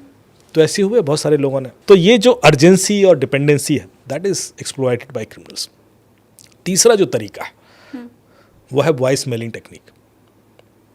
यदि आपने अपने फ़ोन में वॉइस मेल इनेबल कर दिया तो कोई आपको कॉल करे और आप नहीं उठा पा रहे हो, बिजी हो, तो वो एक मैसेज रिकॉर्ड कर देता है। वो बीप के बाद मैसेज रिकॉर्ड हो जाता है ऑटोमेटिकली। यदि क्रिमिनल वो वॉइस मेल इनेबल करा दे आपका, क्योंकि कई बार लोग सोचते हैं सर ऐसे कैसे करा देगा, कोई कैसे करा देगा। मैं इतना डिटेल में इसलिए नहीं जा रहा, वरना लोग करके मिसयूज़ करना शुरू कर देंगे। मैं सिर्फ सिम्टम्स हिंट दे रहा हूँ। कई बार मैं जानबूझ के 30% चीज़ें छुपानी पड़ती हैं, वरना मुझे वरना लोग पुलिस के कॉल आ जाते हैं, सर क्या कर रहे हो आप। नहीं, वरना पॉडकास्ट हमारा देखना शुरू क्रिमिनल्स करना कर शुरू देंगे। और सीखना है वो इसलिए, podcast लेकिन देखो। मैं हिंट दे रहा हूँ कि देखिए हाँ। करा सकता है, कैसे होता है वो अब जो जानने वाले वो समझ जाते हैं। हाँ। और यदि उसने कराया तो पासवर्ड उसको पता है, तो वो क्या करेगा कि आपके बिहाफ पे आपके नंबर से वॉइस मेल इनेबल करा देगा। उसके बाद वो OTP मंगाएगा कॉल पर। वो OTP आपके वॉइस मेल में रिकॉर्ड हो जाएगा, क्योंकि आप उठा नहीं पा रहे हो फ़ोन, आप बिजी हो, या वो आपको बिजी कर देगा। वो एक नए दूसरे नंबर से फ़ोन लगा के मैडम ऐसा ऐसा ऐसा करके बिजी करेगा, उसी समय OTP आएगा कॉल पर। चूँकि आप ऑलरेडी मेरे संग कुछ कॉन्वर्सेशन कर रहे हो, तो वो OTP आपके वॉइस मेल में रिकॉर्ड हो जाएगा। अब मैं चूँकि मैं नहीं इनेबल कराया था, मुझे पासवर्ड पता है, तो आई लिसन दैट OTP, मैं अप्लाई कर दूंगा। तो ये एक और तरीका है। ऐसे तरीके हैं जो कई सारे ऑपरेटर्स ने फिक्स भी किए हैं। कई बार ये अभी भी मिसयूज हो जाते हैं, नई नई वल्नरेबिलिटीज़ आती रहती हैं। फिर आपका स्क्रीन शेयर सिर्फ Google Meet, Microsoft Team, Zoom के थ्रू भी हो जाता है। मतलब जो मैं अभी एप्लीकेशन बोल रहा था कि क्विक सपोर्ट, एनीडेस्क, टीमवेयर, वो तो है ही, पर इसके अलावा भी कई लोग कहानियों में ऐसा फंसा लेते हैं आपको कि मैडम मैं आपको सपोर्ट देता हूँ, एक काम करता हूँ ना, प्रॉब्लम आ रही है ना आपके फ़ोन में, या ये नहीं हो पा रहा ना, एक काम कीजिए, आपको मैं गूगल मीट का लिंक भेजता हूँ, आप जरा स्क्रीन शेयर कीजिए और बताइए क्या प्रॉब्लम है, मैं यही फिक्स कर दूंगा। आपको लगता है तो हेल्प कर रहा है, so you accept that Google Meet, share your screen on your mobile phone, और उसमें एंगेज हो जाते हो जो वो करा रहे हैं। वेबसाइट ये खोलिए के लिए, तब तक OTP आते हैं और निकल गया पैसा। तो आपने किसी के भी कहने पर स्क्रीन शेयर नहीं करनी। मैं तो ये भी करूँगा कि इस तरह के जो वेब कॉल्स होते हैं मोबाइल से ना ही करें तो अच्छा है, क्योंकि वेब कॉल आप मोबाइल से करते हैं तो अननोइंगली भी कई बार लिंक क्लिक कर देते हैं। हाँ। और उसके बाद कर लिया और फिर स्क्रीन शेयर हो गई तो गड़बड़ हो सकती है। तो जब आपको वेब मीटिंग ज्वाइन करनी है तो प्रेफर अ लैपटॉप, क्योंकि उस पर OTP तो नहीं आएगा कम से कम। Mobile is very risky thing. मतलब मोबाइल को आप इतने लाइटली यूज़ कर लेते हैं ना, आप वो थोड़ा सा जुडिशियल मैटर इसलिए अभी मैं नहीं जाऊँगा। एक जज साहब के संग हो गया था, वो ऑनलाइन वो कर रहे थे हियरिंग, और because of a mistake screen share हुआ। तो कई बार आप चूँकि इतना हम लोग टेक सेवी नहीं है, and we are entering into this zone again, the generation that we are in, वो गलतियाँ करती है, और उस चक्कर में वो स्क्रीन शेयर हो गया, कुछ पर्सनल डिटेल निकल गए, कुछ भी हो गया, दिख गया सामने वाले को, that becomes a nuisance pain, because वो आपका फ़ोन है, उसमें बहुत सारी ऐसी चीज़ें हैं जो आप नहीं चाहते किसी को पता पड़े। तो थोड़ा सा उस जगह पर मैं वार्न करना लोगों को कि avoid web calls on mobile phone. क्या ये तो मैं एक दूसरा जो मेरे दिमाग में बचने का तरीका है या जो मैं अपनाती हूँ पर्सनली, मैं वो शेयर कर रही हूँ कि अगर मैंने 2 अकाउंट रखे हैं, बैंक अकाउंट या 3 अकाउंट रखे हुए हैं, एक में लेट्स से मैंने 2 लाख रुपए डाले हुए हैं, दूसरे में मैंने 5 लाख रुपए डाले हुए हैं, और एक ऐसा अकाउंट है जिसमें मैं मात्र 10,000 रुपये रखती हूँ। अब मुझे कहीं भी अगर UPI पेमेंट करना है तो मैं 10,000 वाले से कर रही हूँ, या अगर मुझे कहीं कार्ड स्वैप करना है तो मैं इस वाले अकाउंट से कार्ड स्वैप कर रही हूँ। तो क्या मैं ये 10,000 रुपये ही खोऊंगी, या वो जो 2 लाख और 5 लाख अलग मैंने रखे जिसको मैं कभी यूज़ ही नहीं करती, जिसका मेरे पास डेबिट कार्ड है ही नहीं, मैंने कभी क्रेडिट कार्ड उस अकाउंट का मतलब कोई लिंक नहीं है, लेकिन क्या वो भी जा सकता है? I just repeat my statement and then you will understand कि मैं इसका आंसर क्यों एक लाइन में नहीं दे रहा। मैंने क्या बोला था कि क्रिमिनल कभी आपकी डिवाइसेस हैक नहीं करेगा आप तक पहुंचने के लिए, क्रिमिनल हमेशा आपको हैक करेगा आपकी डिवाइसेस तक पहुंचने के लिए। और एक बार उसने आपको हैक कर लिया तो फिर आप 10 अकाउंट में पैसे रखो, निकाल लेगा। एग्जाम्पल, डिजिटल अरेस्ट के केसेस देखे आपने? हाँ। 7 करोड़, 15 करोड़, 3.5 करोड़ ऐसे निकले लोगों के। 50 लाख 60 लाख तो एवरेज था, पर निकले तो करोड़ों में भी है। हाँ। वो एक अकाउंट में नहीं थे, वो उनके 3-4 अकाउंट में थे। हाँ। हर अकाउंट का पूरा पैसा उन्होंने सामने वाले के अकाउंट में खुद ही ट्रांसफर किया है, और एक दिन में नहीं किया है, 3-3, 4-4 दिन, 7-7 दिन तक डिजिटली अरेस्टेड थे वो लोग, और पढ़े लिखे बाकायदा, और सारे पढ़े लिखे थे। हाँ। अब आप कहिए कि एक अकाउंट में मैं 10,000 रखूं तो रख लो। यदि आपका ब्रेन ये कन्विंस हो चुका है हाँ। कि सामने वाला पुलिस ऑफिसर ही है या लीगल ऑफिसर ही है या जुडिशियल ऑफिसर ही है, तो फिर आपने तो वही करना है ना जो वो कराएगा। ठीक बात। आपको तो वहाँ कॉन्शियस होना था ना, जब आप क्यों नहीं जीते। हाँ।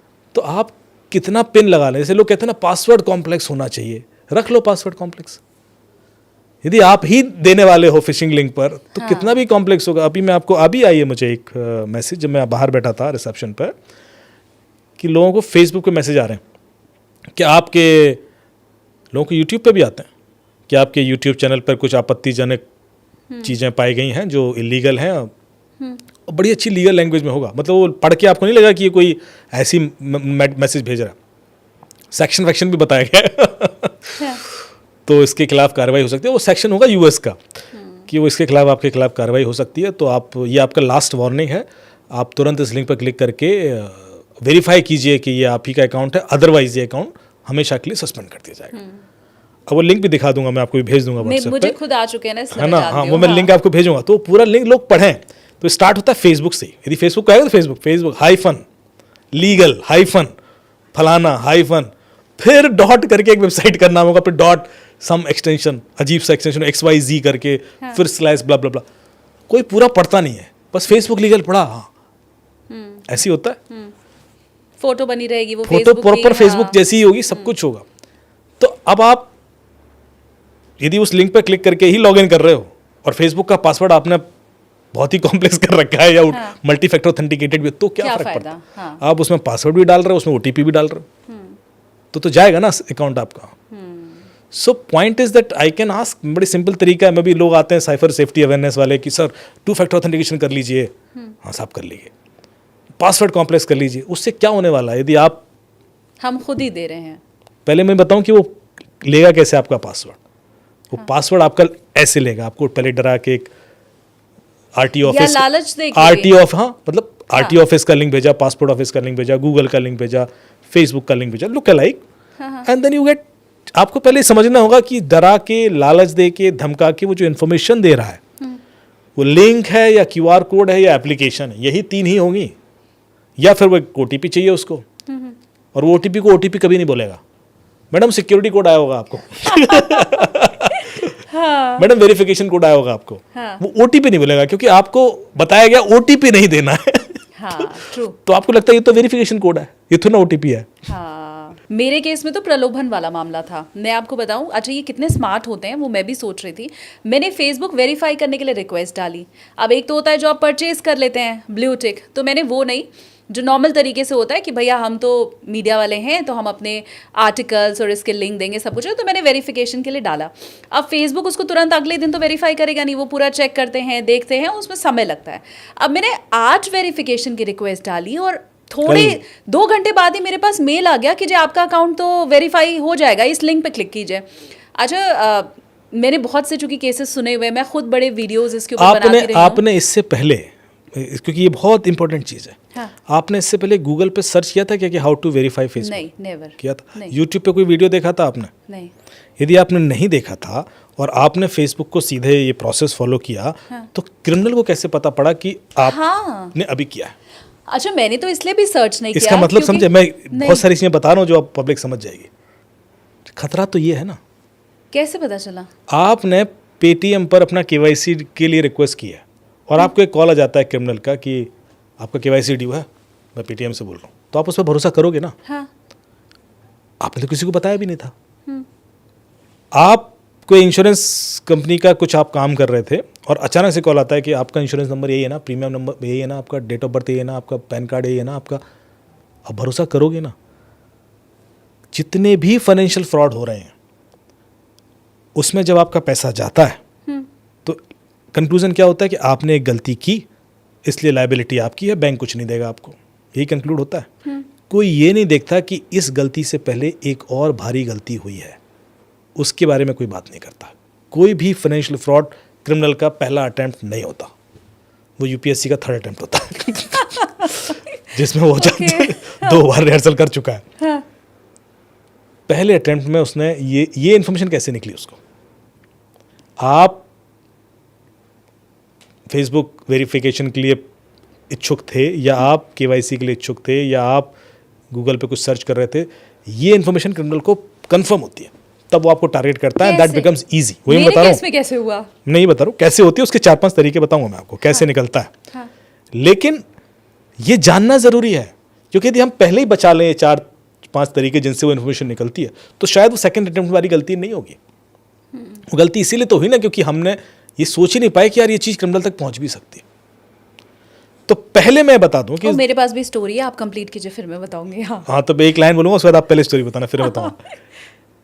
इस दुनिया में 2 ही तरह के लोग होते हैं, एक जिनको पता है कि वो हैक हो गए, और दूसरे जिनको पता नहीं कि वो हैक हो गए। दरअसल हम सब हैक हो चुके हैं और हमारा डेटा ऑलरेडी बाहर है।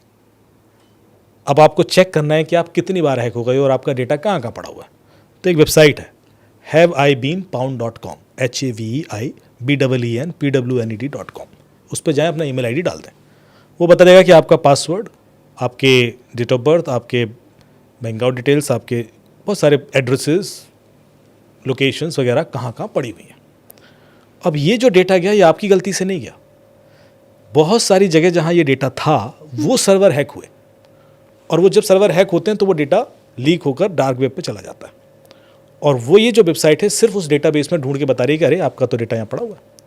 तो जब क्रिमिनल ये प्रिपरेशन करता है, वो इन सारे लीक डेटाबेसेस में ढूंढता है कि आपके क्या क्या डिटेल पड़े हैं, और वो निकाल के रेडी होकर बैठता है, वो रेकी करके बैठता है ना। पहले उसके पास ऑलरेडी आपके पासवर्ड, बैंक अकाउंट डिटेल सब होते हैं। वो फ़ोन पर कभी आपसे पासवर्ड नहीं मांगता, वो सिर्फ OTP लेना चाहता है। किसी भी फाइनेंशियल फ्रॉड में ऐसा हुआ कि उसने पहले कहा कि मैडम पहले पासवर्ड बता दीजिए, आपने कहा लिखिए ना, अरे मैडम ये अल्फ़ाबेट है कि न्यूमेरिक है, नहीं ये कैपिटल है स्मॉल है। आप किसी को भी पासवर्ड बताएंगे तो 2-3 मिनट लग जाएगा पासवर्ड बताने में। हाँ। क्योंकि बहुत सारी पॉसिबिलिटीज़ हैं। मोस्ट ऑफ द केस में हमें पासवर्ड याद ही नहीं है आज के टाइम। हाँ। तो वो पासवर्ड लेने का झंझट लेगा नहीं। वो कभी इतने क्राइम हो रहे हैं, कभी किसी ने पासवर्ड नहीं मांगा आपका, और फिर हम कहते हैं पासवर्ड कॉम्प्लेक्स रख लीजिए। हाँ। अरे कितना भी कॉम्प्लेक्स रख लेंगे जब उसने कहीं और से निकाल लेना है, क्योंकि मेरे से तो मांगा नहीं था। हाँ। तो पासवर्ड उसके पास ऑलरेडी होता है, वो सिर्फ आपका OTP लेना चाहता है। और यदि OTP भी पहले से स्टोर्ड होता तो वो भी होता उसके पास, क्योंकि OTP उसी समय जनरेट होता है, इसलिए वो डिपेंडेंट है आप पे कि वो तो उसी समय ले पाएगा। तो ये जो लिंक है, ये जानना बहुत इसलिए ज़रूरी है क्योंकि जब हम क्लेम करते हैं कि मेरा पैसा मुझे वापस मिलना चाहिए, RBI की गाइडलाइन कहती है कि 3 दिन के अंदर आपने बैंक को कंप्लेन कर दिया तो बैंक इज लायबल टू पे यू 100% मनी। पर आता नहीं, 99% लोगों का पैसा नहीं आता। क्यों नहीं आता? क्योंकि इस लॉ में कैच है। कैच ये है कि गलती जिसकी, लायबिलिटी उसकी, पर गलती तो आप ही की होती है। आप ही कोई लिंक क्लिक करते हो, आप ही कोई एप्लीकेशन इंस्टॉल करते हो, तो बैंक कहता है चूंकि आपने गलती की इसलिए लायबिलिटी आपकी है, हम कुछ नहीं देंगे आपको। पर अब इस चीज़ को थोड़ा डीप डाइव करते हैं। गलती पूरी कभी आपकी नहीं होगी, आधी मैं मान सकता हूं। जब आपने OTP दिया तो पासवर्ड नहीं दिया आपने, और पासवर्ड सिर्फ 2 ही लोगों के पास था, या तो आपके पास था या बैंक के पास था। यदि आपने नहीं दिया तो क्रिमिनल तक पासवर्ड पहुंचा कैसे? तो गलती किसकी है?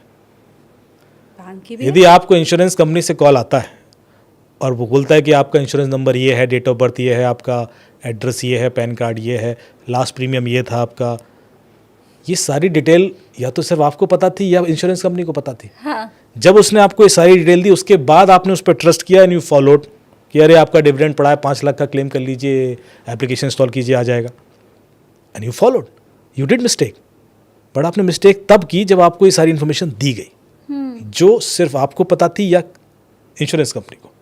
तो गलती किसकी? पॉइंट है। हाँ, ये इतनी सी बात है, यदि आप इसको लेकर अड़ गए तो लायबिलिटी सामने वाले की होगी और पैसा आपका पूरा वापस आएगा। इंटरेस्टिंग। हाँ, थोड़ा सा डीप डाइव करना पड़ता है हर केस। देखिए जरूरी नहीं है कि हर बार सिचुएशन ऐसी हो, गलती आपकी वजह से भी निकलेगा, हाँ, पर कई बार आपकी कोई गलती नहीं है तब भी होता है और फिर आप परेशान हो रहे होते हो। सो माई पॉइंट इज दैट हमें हर एंगल से देखना होता है, पर लोग इतना डीप डाइव करते नहीं, पुलिस भी नहीं करती। पुलिस भी सुपरफिशियली देख लेती कि हाँ भाई दिख ही रहा है कि इसने एप्लीकेशन इंस्टॉल की थी। अच्छा, अब आते हैं इस चीज़ पर कि अभी करंट कंटेम्प्रेरी अटैक वेक्टर्स हैं कौन कौन से, उनसे बचा कैसे जाए। पैसा मेनली देखिए, हम फाइनेंशियल फ्रॉड को लेकर ही कंसर्न होते हैं, वरना ऐसा नहीं है। सोशल मीडिया क्राइम भी है, इम्पर्सोनेशन है, आइडेंटिटी थेफ्ट है, जिसमें आपको रेपुटेशनल लॉसेस होते हैं, आप स्ट्रेस में आ जाते हो, आपके नाम पर कुछ हो रहा है, क्लोन पेजेस बन गए, किसी ने आपके पिक्चर का यूज़ करके कुछ कर दिया, बहुत कुछ होता है। So because today we are restricting to financial fraud, कभी हम बाद में सारे दूसरे क्राइम भी डिस्कस कर लेंगे और उनसे कैसे बचना है। हाँ। और मैं ये भी बताऊंगा कि पकड़ना कैसे, क्योंकि मैं विमेन और चिल्ड्रन के लिए स्पेशल सेशंस लेता हूँ कि क्रिमिनल को तो हम यूँ पकड़ सकते हैं, जो बंदा आपसे बात कर रहा है वो आपसे बच के नहीं भागेगा, उसको तो हम वहीं पकड़ देंगे। अच्छा। तो टेक्निक बताते हैं और हम पकड़ते भी। हाँ, लेकिन टुडे वील फोकस, तो QR कोड से निकल सकता है पैसा। ऐप हमने इंस्टॉल कर ली, लिंक क्लिक कर दिया, OTP या वाईफाई, ये 3-4 कंटेम्प्रेरी अटैक वेक्टर्स हैं। QR कोड का प्रॉब्लम ये है कि QR कोड हम बहुत जगह यूज़ करने लगे हैं। विजिटिंग कार्ड एक्सचेंज तो QR कोड, वाईफाई कनेक्शन तो QR कोड, बोर्डिंग पास तो QR कोड, मूवी का टिकट तो QR कोड, होटल का मेनू कार्ड तो QR कोड, पेमेंट तो QR कोड है ही। तो कई बार हम एडवर्टीजमेंट भी QR कोड है, and you keep scanning QR code. Hotel में गए, QR कोड फट से देखा, कर लिया स्कैन। आपको कैसे पता कि ये सेफ है अनसेफ है? होटल में लगा है तो होटल वालों ने बस, लगाया होगा। पर उस पर तो कोई चेंज भी कर सकता है ना। एक जर्नलिस्ट आया मेरे पास, बोला आप एक साथ 50-60-100 लोगों को हैक कर सकते हैं। मैंने कहा हाँ। बोले कैसे? चलो मेरे साथ।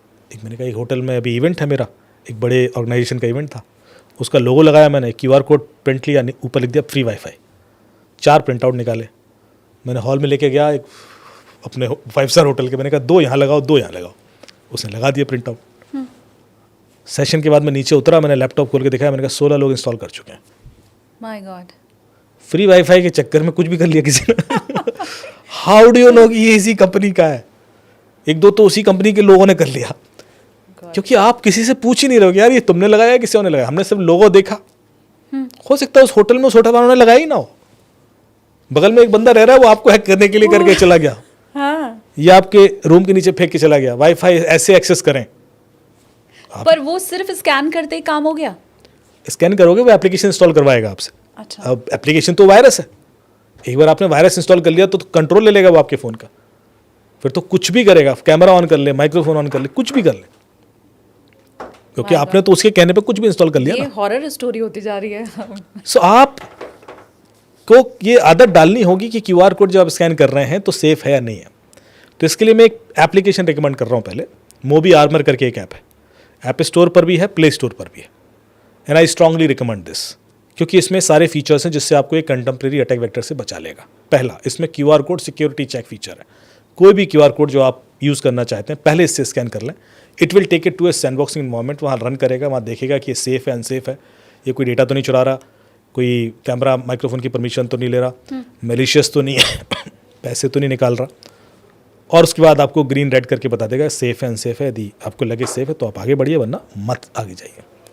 लिंक फ्रॉड होते हैं कि आपको एक लिंक आ गया, आरटीओ का चालान है, आपने क्लिक किया, पे कर दिया, पता पड़ा वो तो गलत जगह पे कर दिया. दिलजीत दोसांझ का टिकट चाहिए था, आपने गूगल पर सर्च किया, लुट गए लोग, पे कर दिया. जो वेबसाइट आई, उड़ीसा में होटल बुक करना था, गूगल पर सर्च किया. कुंभ में टेंट बुक करना था, गूगल पर सर्च किया, लुट गए लोग. अयोध्या में आश्रम बुक करना था, लुट गए लोग. लुटे हैं. हेलीकॉप्टर बुक करना था केदारनाथ पे, लुट गए लोग. आपको कैसे पता कि जो गूगल पे आप सर्च करके लिंक देख रहे हो वो ऑथेंटिक है, क्लोन नहीं है? उसी होटल की 50 क्लोन वेबसाइट चल रही होती हैं, टेक डाउन भी कराते हैं हम लोग, लेकिन फिर नहीं बन जाती. तो कोई भी ऐसी लिंक है जिस पे आप ट्रस्ट करना चाहते हो, फाइनेंशियल कोई ट्रांजेक्शन करना चाहते हो, पहले उसको स्कैन करें. तो मोबी आर्मर के अंदर ये ऑप्शन है, आप लिंक डाल दें वहाँ पे, स्कैन करें तो वो बता देगा कि ये सेफ़ है अनसेफ है, ये ऑथेंटिक है, क्लोन्ड तो नहीं है, ये ओरिजिनल लिंक है, इसका सर्वर चाइना में है. अब मान लो लेमन ट्री की वेबसाइट है, चाइना में सर्वर है, तो वैसे ही वो रेड कर देगा कि तो गड़बड़ है, या 2 हफ्ते पहले क्रिएट हुई वेबसाइट तो गड़बड़. सो बहुत सारे ऐसे पैरामीटर होते हैं जिसके बेस पे AI बेस्ड एनालिसिस करता है वो, और बता देता है कि ये ऑथेंटिक लिंक है या नहीं है. आपको लगे ऑथेंटिक है तो आप आगे जाएं, वरना उसको यूज़ ना करें. थर्ड होता है ऐप. अब आपका फ़ोन आपको लगता है आप ही का फ़ोन है, पर कई बार आपका बच्चा भी वो फ़ोन यूज़ कर रहा है, आपने किसी और को भी दे दिया, और आपने बच्चे को 5 मिनट के लिए दिया, उसने 10 एप्लीकेशन इंस्टॉल कर दी. हाँ. उसको नहीं पता कि एप्लीकेशन सेफ है अनसेफ है. कई सारी एप्लीकेशन के अंदर चैट फैसिलिटी होती है, जैसे PUBG है, रोब्लॉक्स है, जिसमें बच्चे दूसरे गेमर्स के संग बात कर सकते हैं. बड़ा ख़तरनाक है.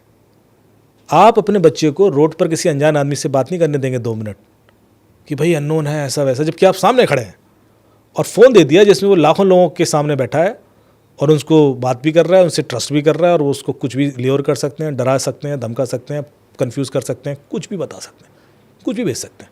इमेज भेज दी कोई, बच्चा कंफ्यूज. एक लिंक भेजा, बच्चे ने क्लिक कर दिया, उस लिंक से उस सामने वाले को इन्फॉर्मेशन मिल गई. उसने कहा अरे तुम तो पटना में बैठे हो, मोबाइल तुम्हारा 12% चार्ज है, चार्ज क्यों नहीं करते पहले? सिम कार्ड वोडाफोन का यूज़ करते हो? अच्छा, फ़ोन तुम्हारा ये वाला है. ये सारी इन्फॉर्मेशन सिर्फ एक लिंक क्लिक करके ले लूँगा मैं. यूँ कोई भी ले सकता है, any website can take it. ये जो इन्फॉर्मेशन मैंने आपको बताई, यदि आपको चेक करना है तो आप चेक कर लेना. एक वेबसाइट है privacy.net/analyzer, privacy.net/analyzer. उसको खोलना अपने मोबाइल पर, तो स्टार्ट टेस्ट करके एक बटन आएगा जो बताएगा कि सिर्फ कोई लिंक क्लिक करके कोई भी वेबसाइट आपके फ़ोन से क्या क्या चुरा सकती, और आप वही इन्फॉर्मेशन देख के डर जाओगे, अरे इसके लिए तो परमिशन भी नहीं चाहिए. That it self is risky. जो बच्चे की चली जाएगी और बच्चा क्यूरियस हो जाएगा, और फिर बच्चा कहेगा यार हमें भी सिखाओ कैसे कर लेते हो ये, तो वो कहेगा ये एप्लीकेशन इंस्टॉल कर लो, वो कर लेता है. सो आप कोई भी एप्लीकेशन जो बच्चा इंस्टॉल कर रहा है, how do you know it is safe, it is not stealing money from your phone और एनी डेटा. मोबी आर्मर आपके फ़ोन की सारी एप्लीकेशन को स्कैन करता है, हर एक एप्लीकेशन को उसके बिहेवियर के बेस पर रेट करता है कि ये इसमें चैट फैसिलिटी तो नहीं है, यदि चैट फैसिलिटी है तो रेट लो कर देगा. This game is not safe. Loan apps, यदि लोन ऐप्स का सर्वर कहीं बाहर है तो उसको रेट लो कर देगा. यदि लोन ऐप है तो इंडिया में ही होना चाहिए उसका सर्वर. लोन ऐप्स का सर्वर चाइना में, मलेशिया में नहीं हो सकता, क्योंकि फाइनेंशियल अप्रूवल RBI से लिया है भाई.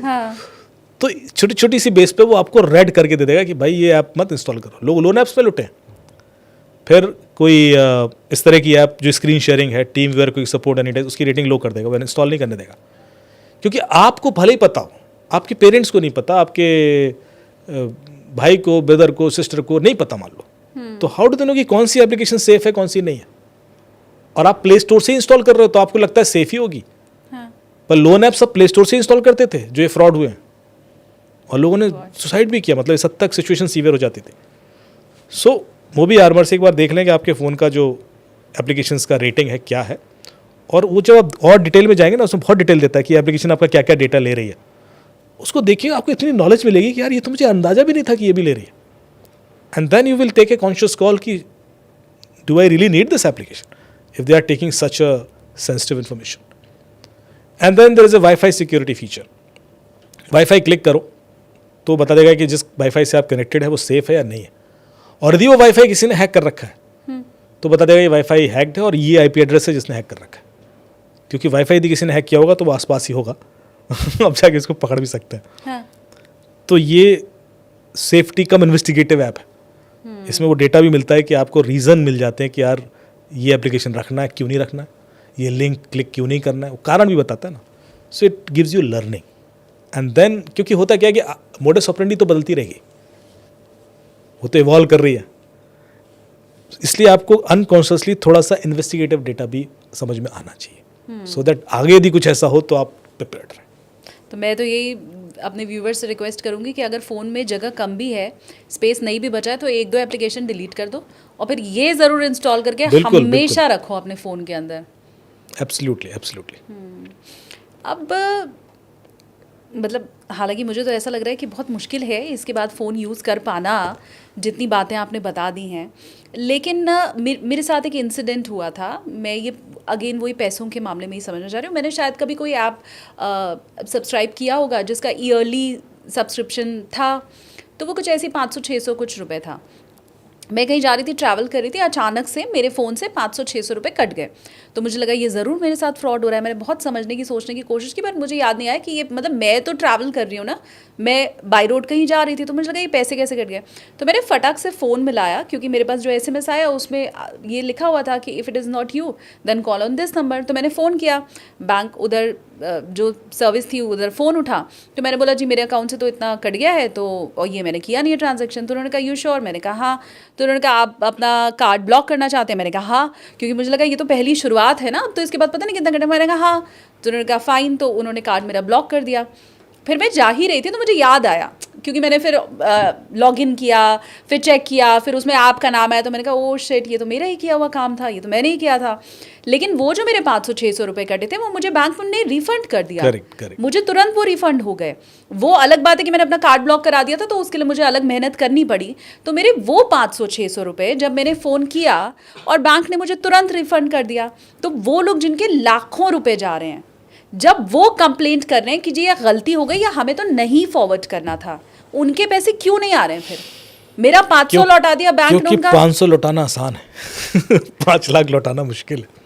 5-5 लाख सबके लौटाएंगे तो बैंक लुट जाएगा। नहीं, तो उन्हें लौटाना थोड़ी है, मेरे पैसे हैं, मेरे अकाउंट में ही वापस डाल देने। मैं कह रही हूँ कि मैंने अमित जी को नहीं दिए। आपने अभी अमित जी भी क्रेडिबल यदि एंटिटी है तो लौटाएंगे, फिर तो कोई दिक्कत ही नहीं है।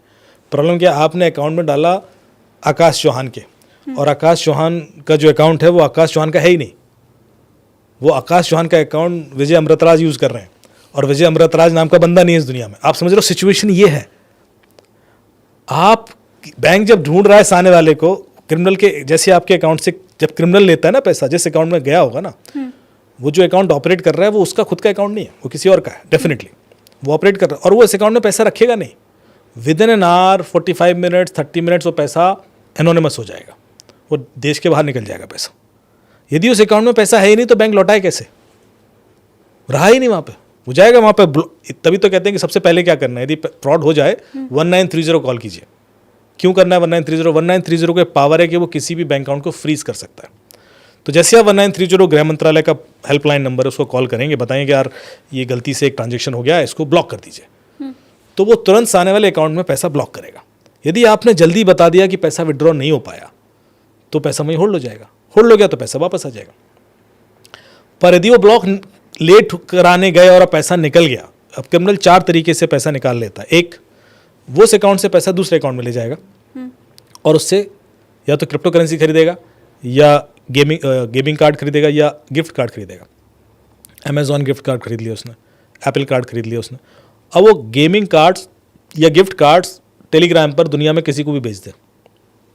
1 लाख का गिफ्ट कार्ड है, अगर 95,000 में ले लो, 90,000 में ले लेंगे लोग, 80,000 में ले लेंगे लोग। अब बेनिफिशियरी बैठा है नाइजीरिया में। हमने देखा कि इस अकाउंट से क्या हुआ, गिफ्ट कार्ड खरीदा गया। अच्छा, गिफ्ट कार्ड किसने यूज़ किया? मिस्टर टोबो ने। कहाँ है? नाइजीरिया। पकड़ो। टोबो कह रहे हैं हमने तो टेलीग्राम पे खरीदा है वो भी क्रिमिनल नहीं है। तो आप देख रहे हो पैसा कितनी आसानी से एनोनिमाइज हो गया। अब टोबो से पूछा आपने पेमेंट कैसे किया था, तो वो पता पड़ा क्रिप्टो से गया है। क्रिप्टो में एनोनिमस अकाउंट बन जाते हैं। So there are multiple layer of anonymity that they create.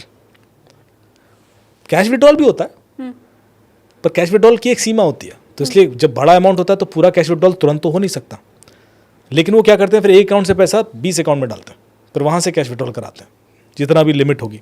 तो ये सारे तरीके के लिए वो तैयार होते हैं।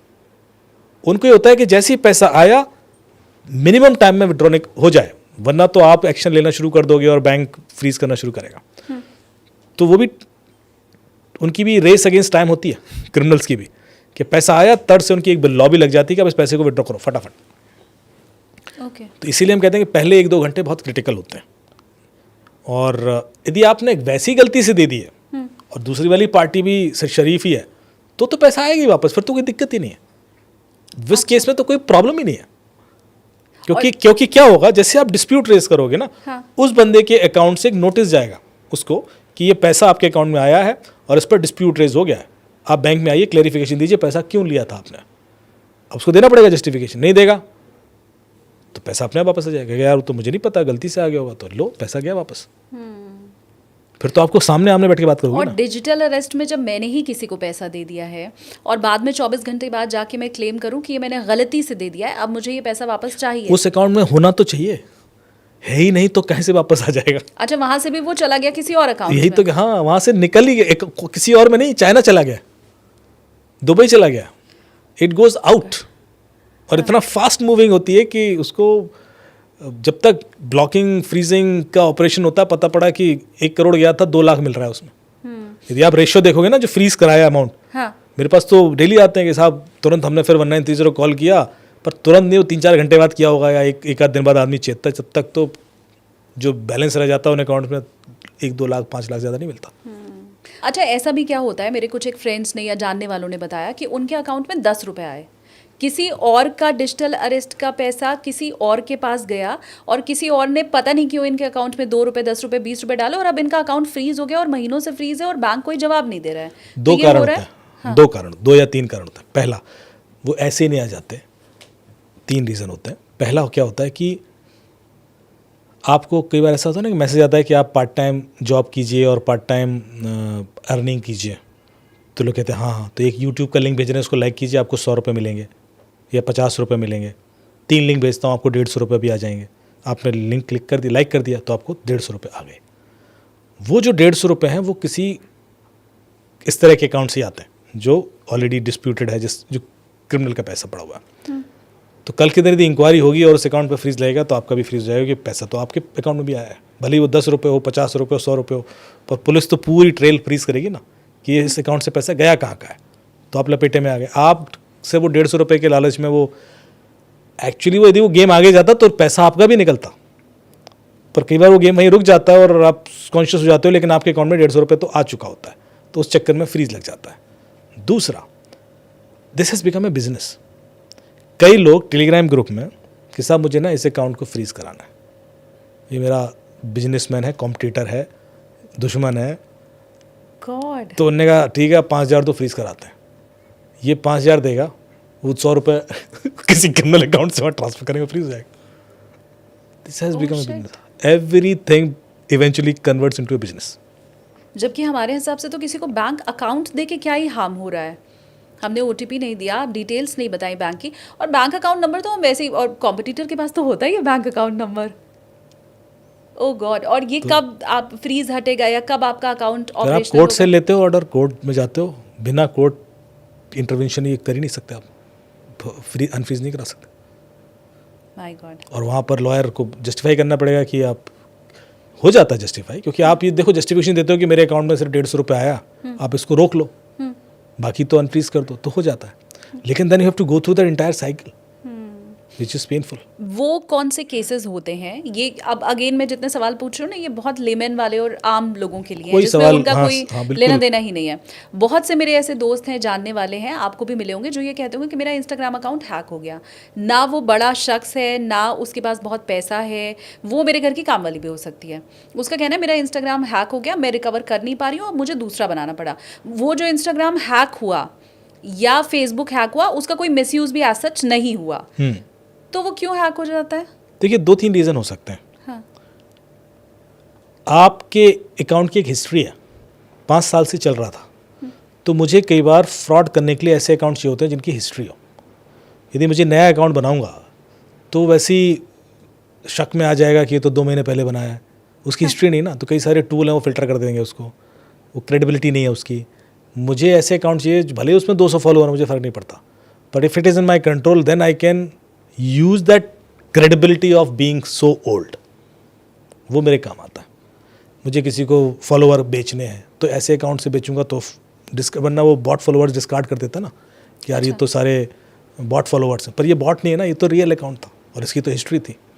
अभी मैं 1 लाख बॉट अकाउंट बना लूँ और लोगों को फॉलो करना शुरू करूँ, so there are algorithms those can identify कि यार ये तो रियल लोग हैं ही नहीं। बट यदि मैंने रियली लोगों के अकाउंट रखे हुए अपने पास, then I am more powerful. Difference है ना।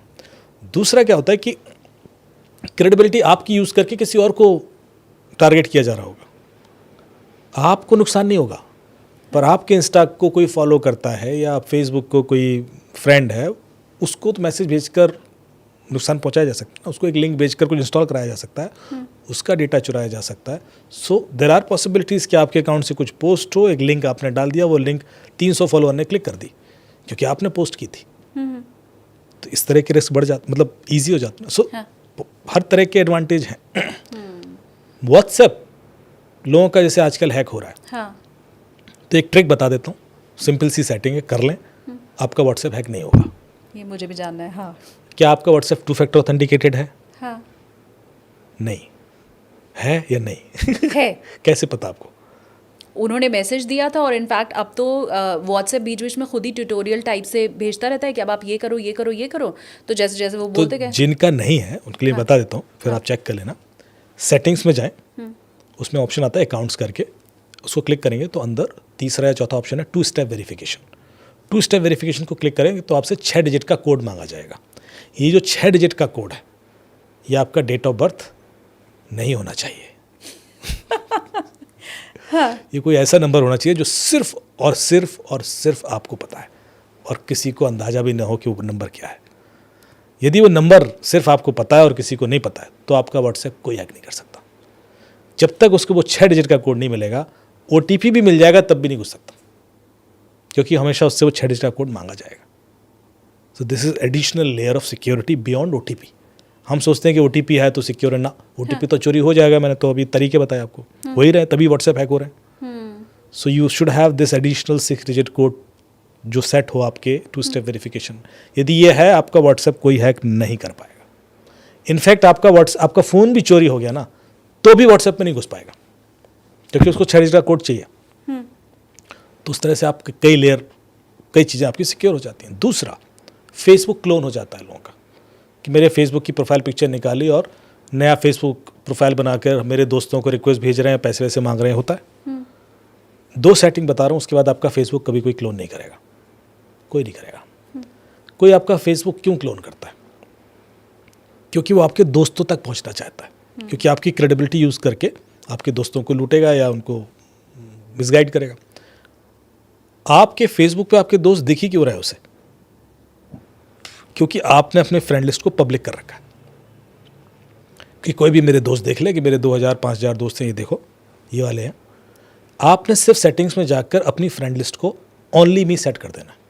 ओनली मी, उस पर 5 ऑप्शन होंगे कि सब लोग देख लें, सिर्फ मेरे दोस्त देखें, इन बदमाश दोस्तों के अलावा सब देख लें, ऐसा भी होगा, accept this and only me. आप उसमें सिर्फ ओनली मी सेलेक्ट करें कि मेरे अलावा मेरे दोस्त भी ना देखें। मतलब why should even your friends know that who are your other friends?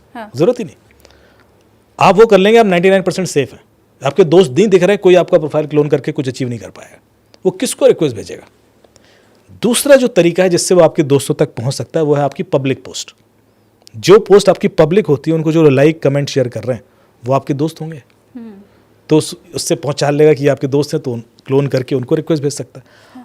If you are not a celebrity, तो कोशिश करें कि आपकी पब्लिक पोस्ट ना हो, आपकी जो पोस्ट है उनकी विजिबिलिटी सिर्फ फ्रेंड्स तक हो, क्योंकि आपने फेसबुक अपनी लिमिटेड फ्रेंड्स के लिए बना रखा है। तो जो भी पोस्ट है वो सिर्फ आपके दोस्तों तक दिखेंगी, वो मैं नहीं देख सकता as a criminal, I can not see it, क्योंकि वो पब्लिक पोस्ट है ही नहीं।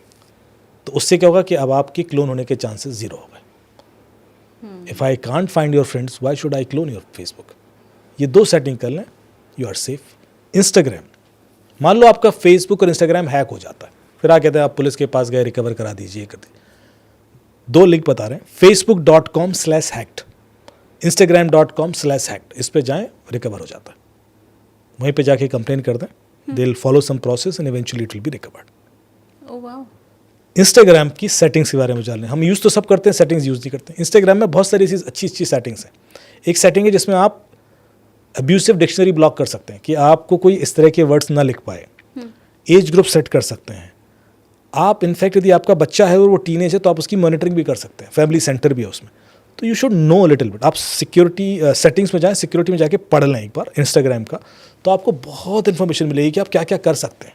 And then it becomes much more safer and secure. इन सब के ऊपर मैंने रील भी बनाई है, तो मेरे इंस्टाग्राम अकाउंट पे जाकर के चेक भी कर क्या सकते बात हैं। है, तो वो रील जरूर देख लें। इन्फॉर्मेशन आपको मिल जाएगी।